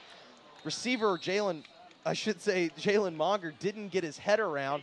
It was a good throw. It was right on the money. It was going to be a big play. Monger didn't get his head around. The ball batted in the air, and it falls harmlessly to the ground, but there was an opportunity, it looks like, for the Owls to make a big pick. It was close. If the ball had been just a little closer to him, I think Bobby Wade may have been able to get that one. But you're right. The quarterback delivered the ball very nicely on time to the receiver, and he just could not bring it in. Same formation again for the Roadrunners. Trips to the right, single to the left. This time they are going to throw the screen pass to Taylor. Taylor gets a couple of blocks, makes a couple of men miss. He's able to get past the 15, down close to the 10. Looks like he's going to be shoved out of bounds at the 11. Really nice executed screen pass there by the Roadrunners. Absolutely. That young man doesn't need much of a hole as quickly as he can get the ball upfield. As soon as he saw the crease, he was able to make something happen. Officially a gain of 14 on the pass from Casey to Taylor. Shotgun formation. Trips this time to the left. Casey going to throw the fade to Taylor. Pretty good coverage there from Hampton, and it appears that the ball's just going to hit the turf. Taylor was asking for the flag. He's not going to get it, and it's going to be 2nd and 10. Again, very tight coverage from Murs. And I don't know what Taylor is arguing about. It was kind of back and forth between the two of them, and just good football play. So that's going to make it 2nd down and 10. The Roadrunners can get a first down inside of what appears to be the 2-yard line of the Owls. Trips formation to the left, single receiver to the right. Quincy Casey in the gun, and flags have flown. It is got movement on the inside right guard from Ridgeway. Proper snap. False start. And we officially get the call that it is indeed a false start on the Roadrunners. That's going to march the ball back to inside the 17. It'll be 2nd and 15 officially from the 16-yard line of the Owls. Ridgeway going to stay in that same formation. Again, it's trips to the left. Taylor, the lone receiver, to the right.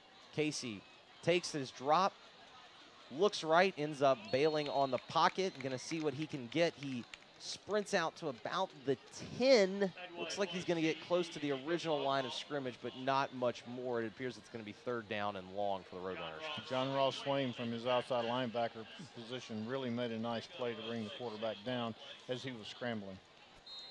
So officially it is going to be a gain of 6 for Quincy Casey, and it will be 3rd down and 9 from the MUS 10. Again, the Roadrunners can get a first down inside of the 2-yard line. Shotgun snap, slant pass to Taylor. It is caught, reaching for the goal line, and getting in is Kendarius Taylor, and the Roadrunners are on the board. Nice drive by Ridgeway. They made the plays they had to make to get the ball downfield. Congratulations to Ridgeway. Again, I've been impressed, Jeffrey. These young men from Ridgeway High School have not quit. They have continued to play with a lot of passion and intensity. This is a pretty good football team. I was really impressed with the way that Quincy Casey threw the ball on that Absolutely. entire drive. 14 plays, 61 yards. The Roadrunners are going to go for 2. Shotgun formation. Taylor looking to his left, gets some pressure, finds a man escaping out the backside, and he's going to be able to make the grab, and he's going to make the conversion. That's going to make it 34-8. The pass was caught by Robert Gillard, the tight end, and that is officially a 2-point conversion, and that will make it 34-8 with 31 seconds here remaining in the third quarter. Quick break as the Owls have their deficit, or I should say have their lead cut to 34-8. You're listening to US Football right here on ESPN 790.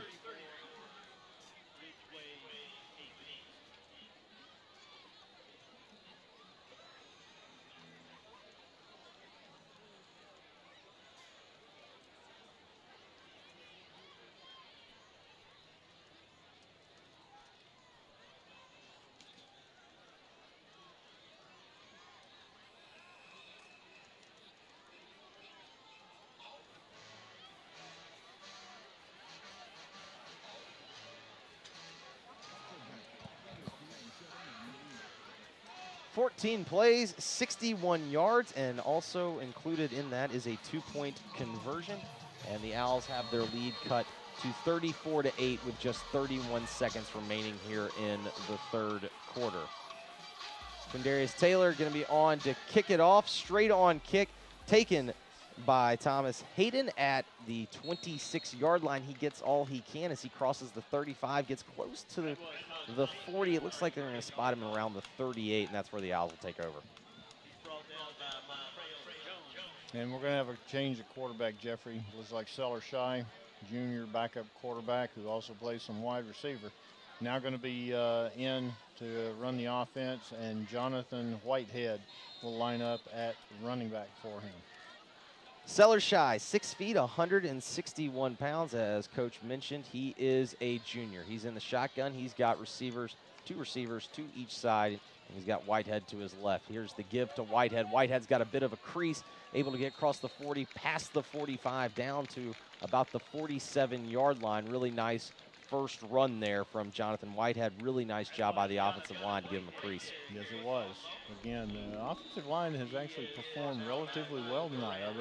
I think Coach Eggers would be very pleased, particularly with the lack of experience that some of these guys had. They didn't play much last year, so this has been a very good opening night for them.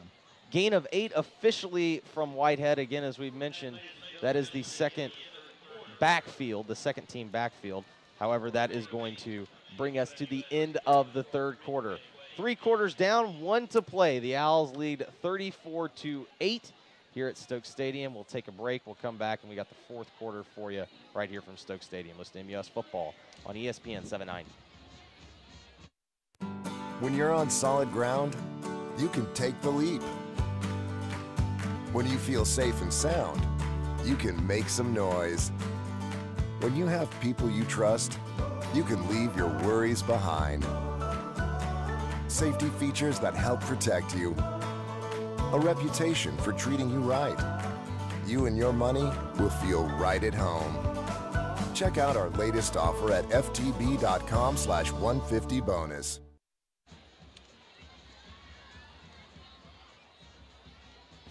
I think that could be Keithran Hobson, but I'm not sure. No. Okay, come on.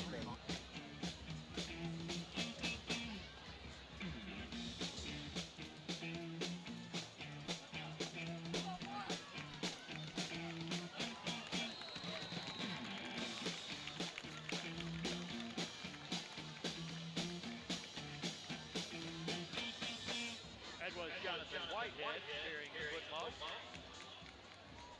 He's brought down by Elijah Henley, but not a Run across the 45, crosses the 40 into Roadrunner territory all the way down to the 39. Nice blocking, nice run there by Whitehead. Officially a gain of 14, and it'll be first down and 10 for the Owls as again they find themselves in Roadrunner territory. Twins to each side, Whitehead to Shy's left.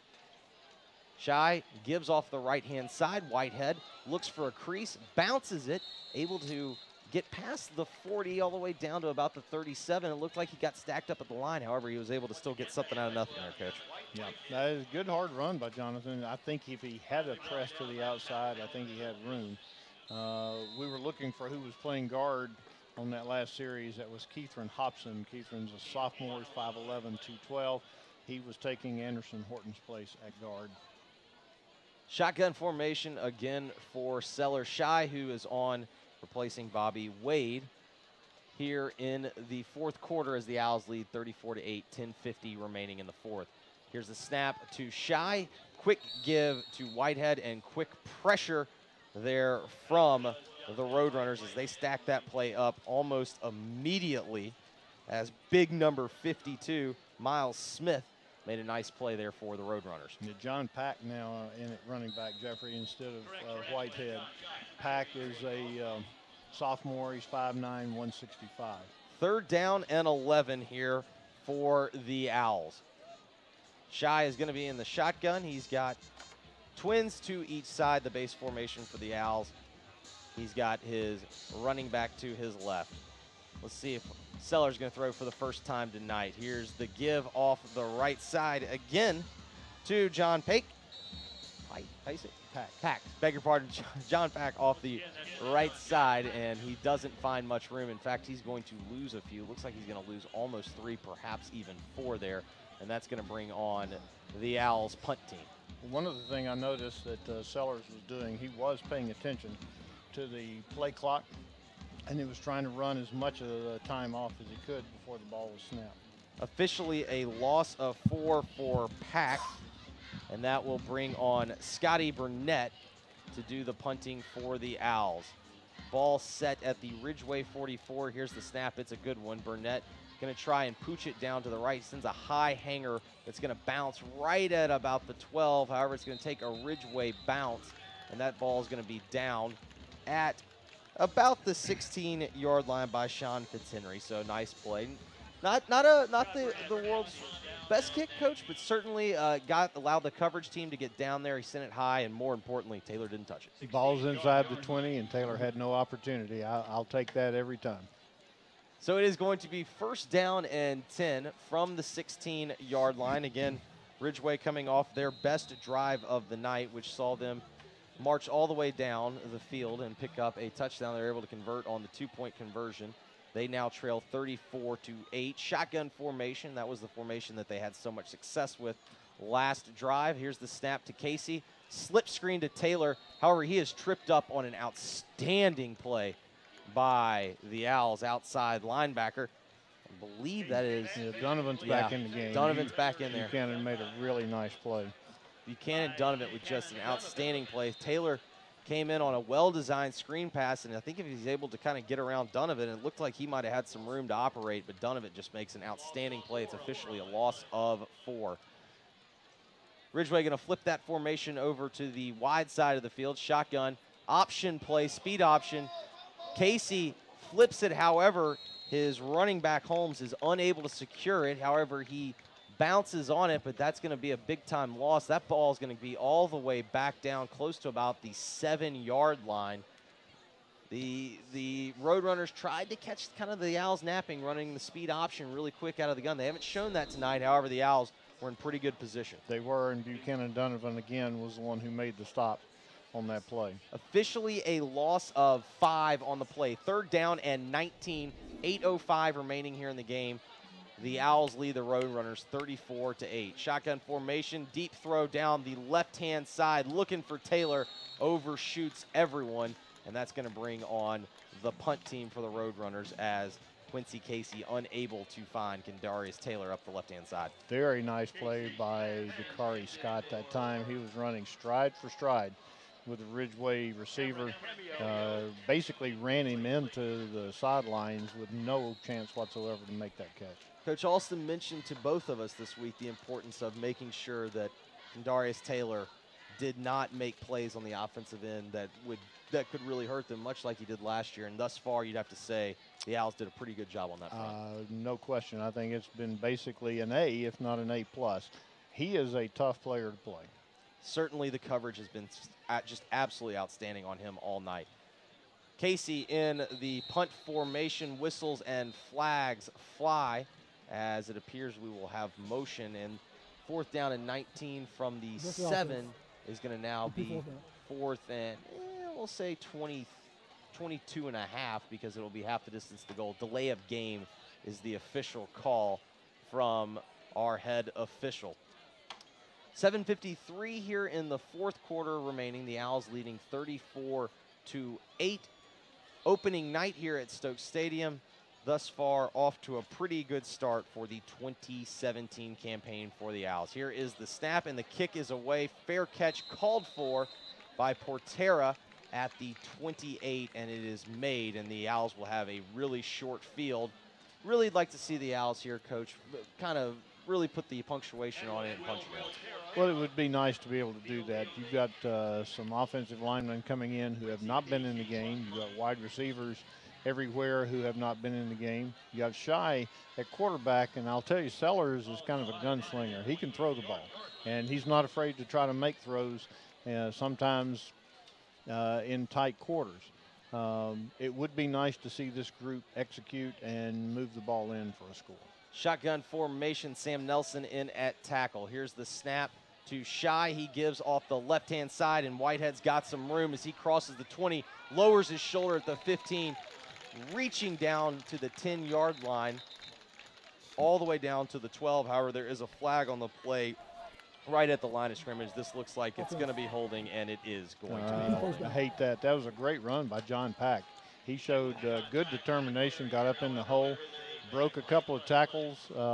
Great determination, unfortunately for naught, as the Owls are called for holding. John Pack on the run, my apologies.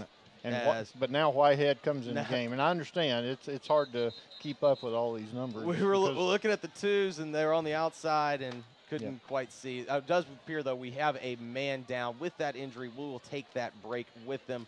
We will be back here as the Owls lead 34-8, 7:38 remaining in the game. The Owls have the ball 1st and 20 when we come back right here on ESPN 790.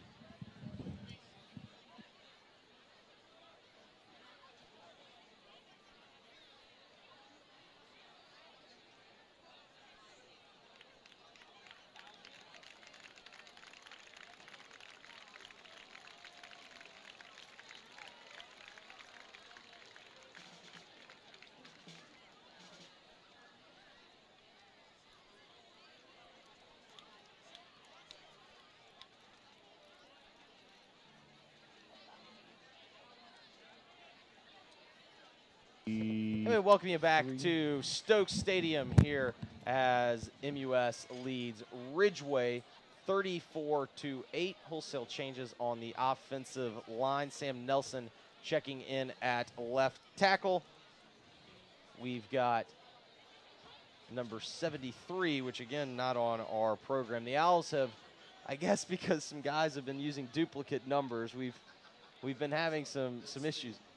Ben Spiegelman in at left guard. So again, some wholesale changes for the Owls on the offensive line as they look to extend their lead, as they lead 34-8 with 7:32 remaining. Shotgun formation.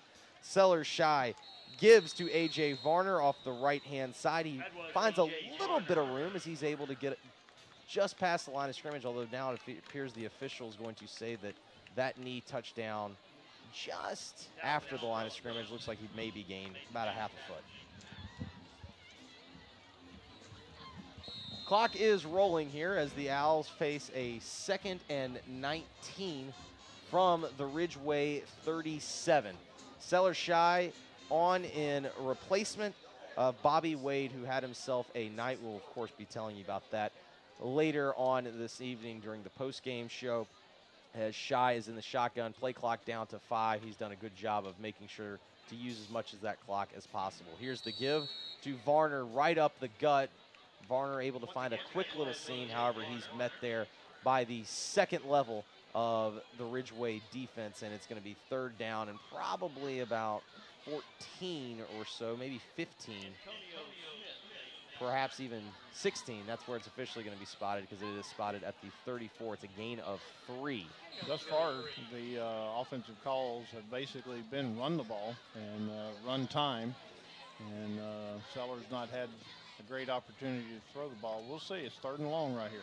3rd and long for the Owls. 3rd and 16 officially from the Ridgeway 34. Shy in the gun, shotgun formation. He is going to throw this time down the left-hand side. Jump ball. It appears that the Ridgeway defender has been able to come up with it, although perhaps did 85 Benjamin Demento come up with it. It appears that he did wrestle it away from the Ridgeway defender. It appeared right off the bat that that ball was thrown so far to the inside that Elijah Conley, the corner for Ridgeway, appeared that he made the interception, although Ben Demento just made a big, strong football play and ripped the ball away from him. He did. He didn't give up on the play. And I guess the official ruled it a tie. And in that situation, the tie would go to the offensive player. But Ben showed great strength and great determination to get that ball. 31 yards on the catch and throw from Shy to Demento. Shotgun formation for Shy. A.J. Varner is next to him. 2 receivers to each side. Here's the give to Varner right off the gut. He's met in the backfield, and he's going to probably lose at least a yard as the Owls are unable to move the ball forward on 1st and goal. Love to see A.J. be able to get the ball in. He's going to be replaced by Jonathan Whitehead. This young offensive line that's in there right now, dearly love to see them make sure that this ball winds up in the end zone. 4:59 clock is running here in the 4th quarter. The Owls looking to punch it in for the 6th time tonight. Sellershy on in replacement of Bobby Wade. He's at the quarterback position. Jonathan Whitehead, as Coach mentioned, at the running back. Here's the give, the fake on the give to Whitehead. Shy was trying to get out the backside off the fake. However, he was unable to outrun the defense, and he's going to be dropped close near the 10-yard line. That's going to be a loss of almost 5. Good attempt, and Sellers has good speed, but there's good speed on the defensive side for Ridgeway. They would not let him get to the outside. Tried to turn it back inside, but too many bodies there. Sellershy officially loses 4, and it's now going to be 3rd down and goal from the 9-yard line for the Owls. Again, Ben Demento on the near side. Also at the receiver position is Anders Kroon, who is on the inside. Here's the shotgun snap. Here's the give to Whitehead. Whitehead across the left-hand side, bouncing his way down to about the 5-yard line, and I believe that's going to bring on the field goal team of the Owls. And for the first time all night, the Owls will send Trey Thomas to try and put 3 on the board. Last year, Trey had just an unbelievable year kicking field goals, set records of most kicks completed in a game. This is his first time for a field goal attempt. Look forward to a big year for the senior kicker. Trey Thomas was 19 of 25 last season. He had a long of 46. This time he will be trying what appears to be a 22-yarder. Here's the snap, hold from Shy. The kick is up and everything appears to be good, and it is. And that will now extend the Owls lead to 37-8.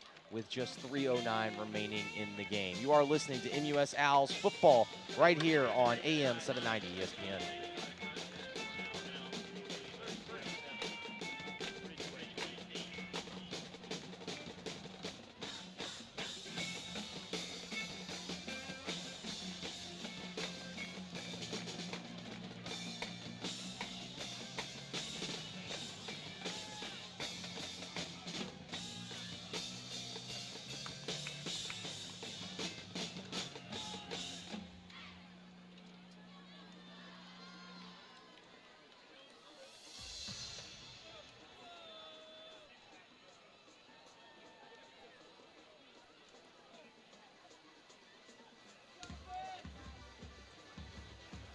Ben Skane is on to do the kicking duties. 5'7", 150-pound sophomore will come on to do the kicking as Trey Thomas, I believe rightfully so, has earned the rest of the night off. The Owls lead 37-8, 3:09 remaining here in the contest. Skane has his team set. Here's the boot. He's going to pooch it to the left-hand side. Ball is caught at the 29 by the Ridgeway defender, or I should say by the Ridgeway return man. He's able to get it across the 35 out to about the 38 as Chauncey Davis was on the return there. So a decent little pickup on a pooch kick. However, the Owls able to keep everything in front and keep a big play from happening. I like the fact that the Owls have been able to get a lot of players playtime tonight. This is going to pay dividends down the road with depth, and it keeps these guys excited to practice. They've practiced hard, and it's fall camp is not easy when you're just hitting on each other, and the guys were really ready to play somebody else. I think they've done a really nice job tonight. Backup defensive line is in the game. I formation for Quincy Casey, who gives to Jonathan Holmes off the right-hand side. He gets the ball out across the 45 down to about the 47. Nice pickup there from Holmes. It'll be second and about 7. And Charlie Street, who made the tackle on the kickoff, just came up from his safety position to make a nice big hit on the running back right there. Nice job by Charlie Street. Officially a gain of 8 for Holmes. It will be second and 2. I formation, bobbled snap. However, Casey still able to get the ball to Holmes. However, Holmes is met in the backfield by officially John Williams. John Williams. There it is. Big pickup there. I should say big stop there as he was able to meet him in the backfield. It's going to be a loss of about 3 on the play, and it's now officially going to be a loss of 2 as it is going to be 3rd and 4 from the Roadrunner 45-yard line.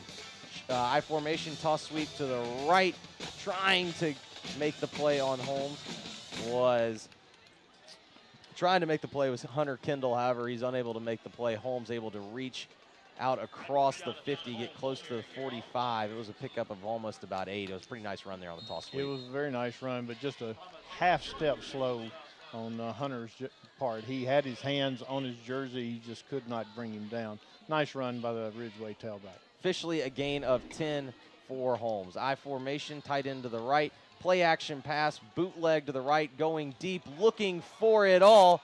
Casey's got his man inside the 5, reaching out towards the end zone is big number 11. That is Cameron Camo, and he has got himself a 45-yard touchdown reception. The Roadrunners have been marching it down the field, trying to run the ball. They take the play action shot, and then they're able to get the man over the top on the deep post route. Again, a 45-yard catch and throw. All the way finishes with Cameron Camo in the end zone. 2-point conversion for the Roadrunners. Toss sweep to the right. Holmes looking for the right pylon. He's able to go in untouched down the right-hand side. And just like that, the Roadrunners have themselves 8 more points, and it's 37-16 with 1:27 remaining in the game. And when we come back, we will give you the rest of that 1:27 remaining in the game. Again, Owls lead 37-16 over Ridgeway. You're listening to MUS Football on AM 790.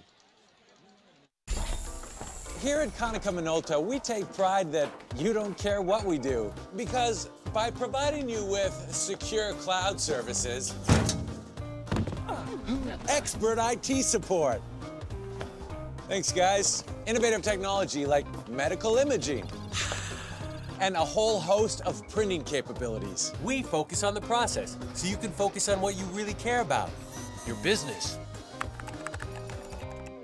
You're welcome.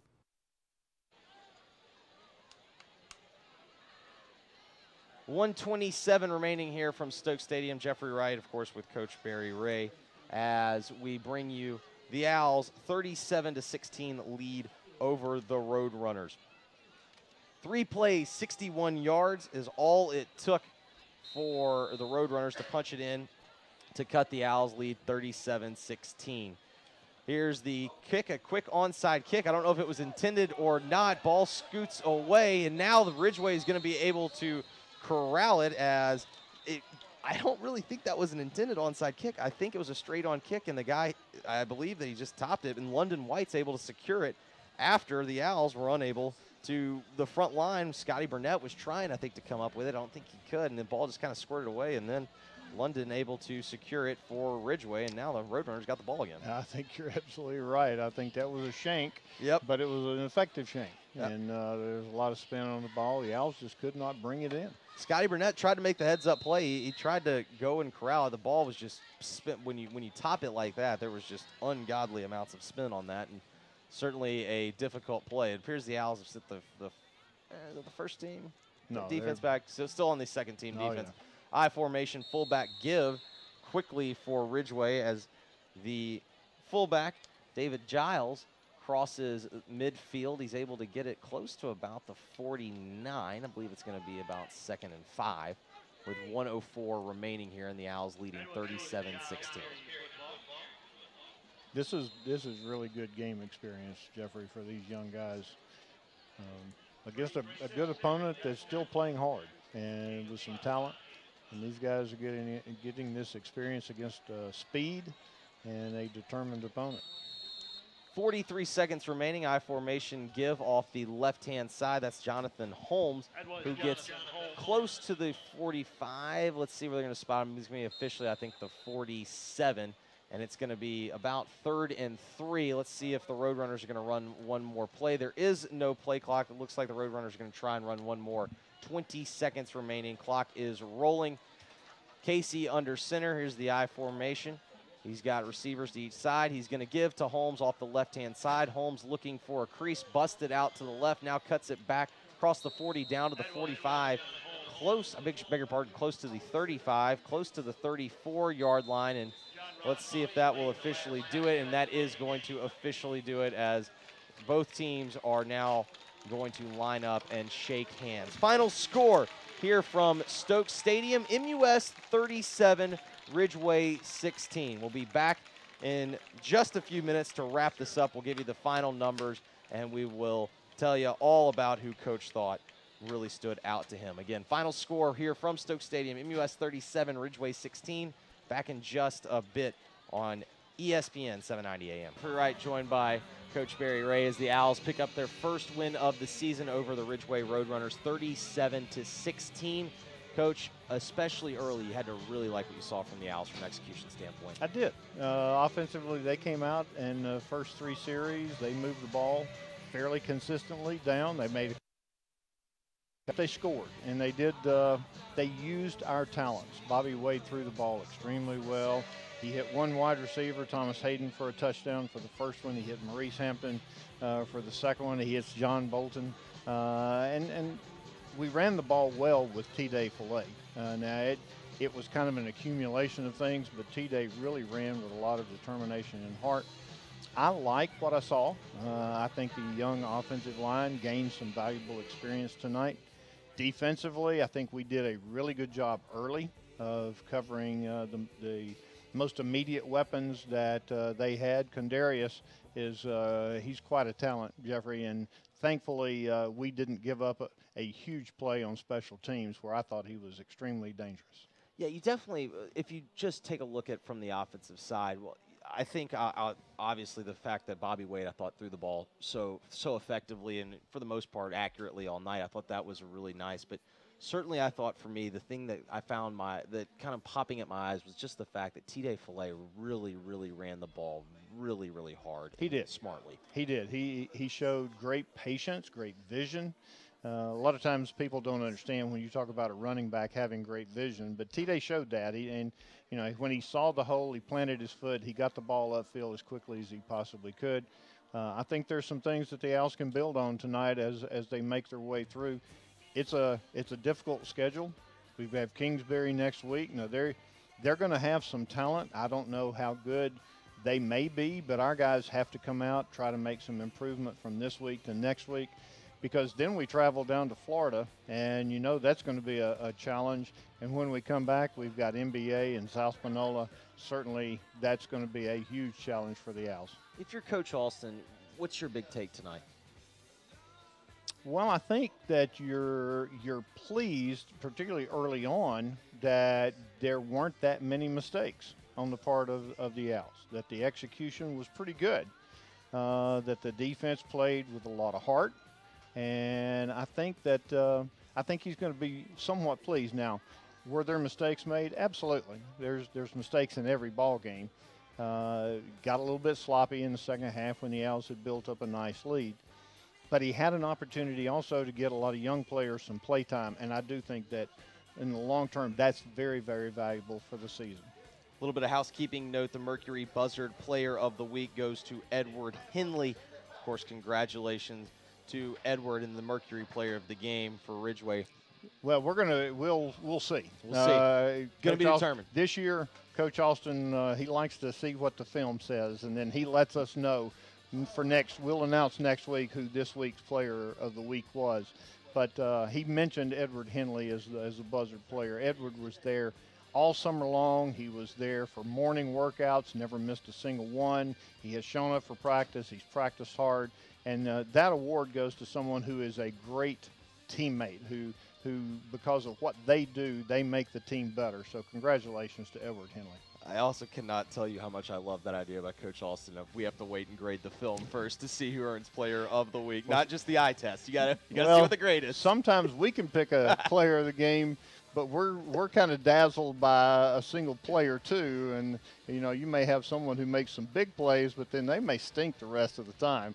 So Coach Austin wants to see what the film says. Again, congratulations to Edward Henley, the Mercury Buzzard Player of the Week. Of course, the awards are always sponsored by Earl Blankenship. We thank him for his continued support of MUS Earl football. has been a huge supporter of MUS football. He had 2 sons who played here. Earl's a member of the Board of Trustees, and we're thrilled to have him in that role. But he has been a good friend to MUS football, and he has sponsored these awards, and we really want to thank him. Don't have the final numbers for you, but that's because the only final number that matters is the final score. Absolutely. MUS 34, Ridgeway 16. We will officially sign it off there. For Coach Ray, I'm Jeffrey Wright saying thanks for watching, thanks for listening. Thanks, everybody.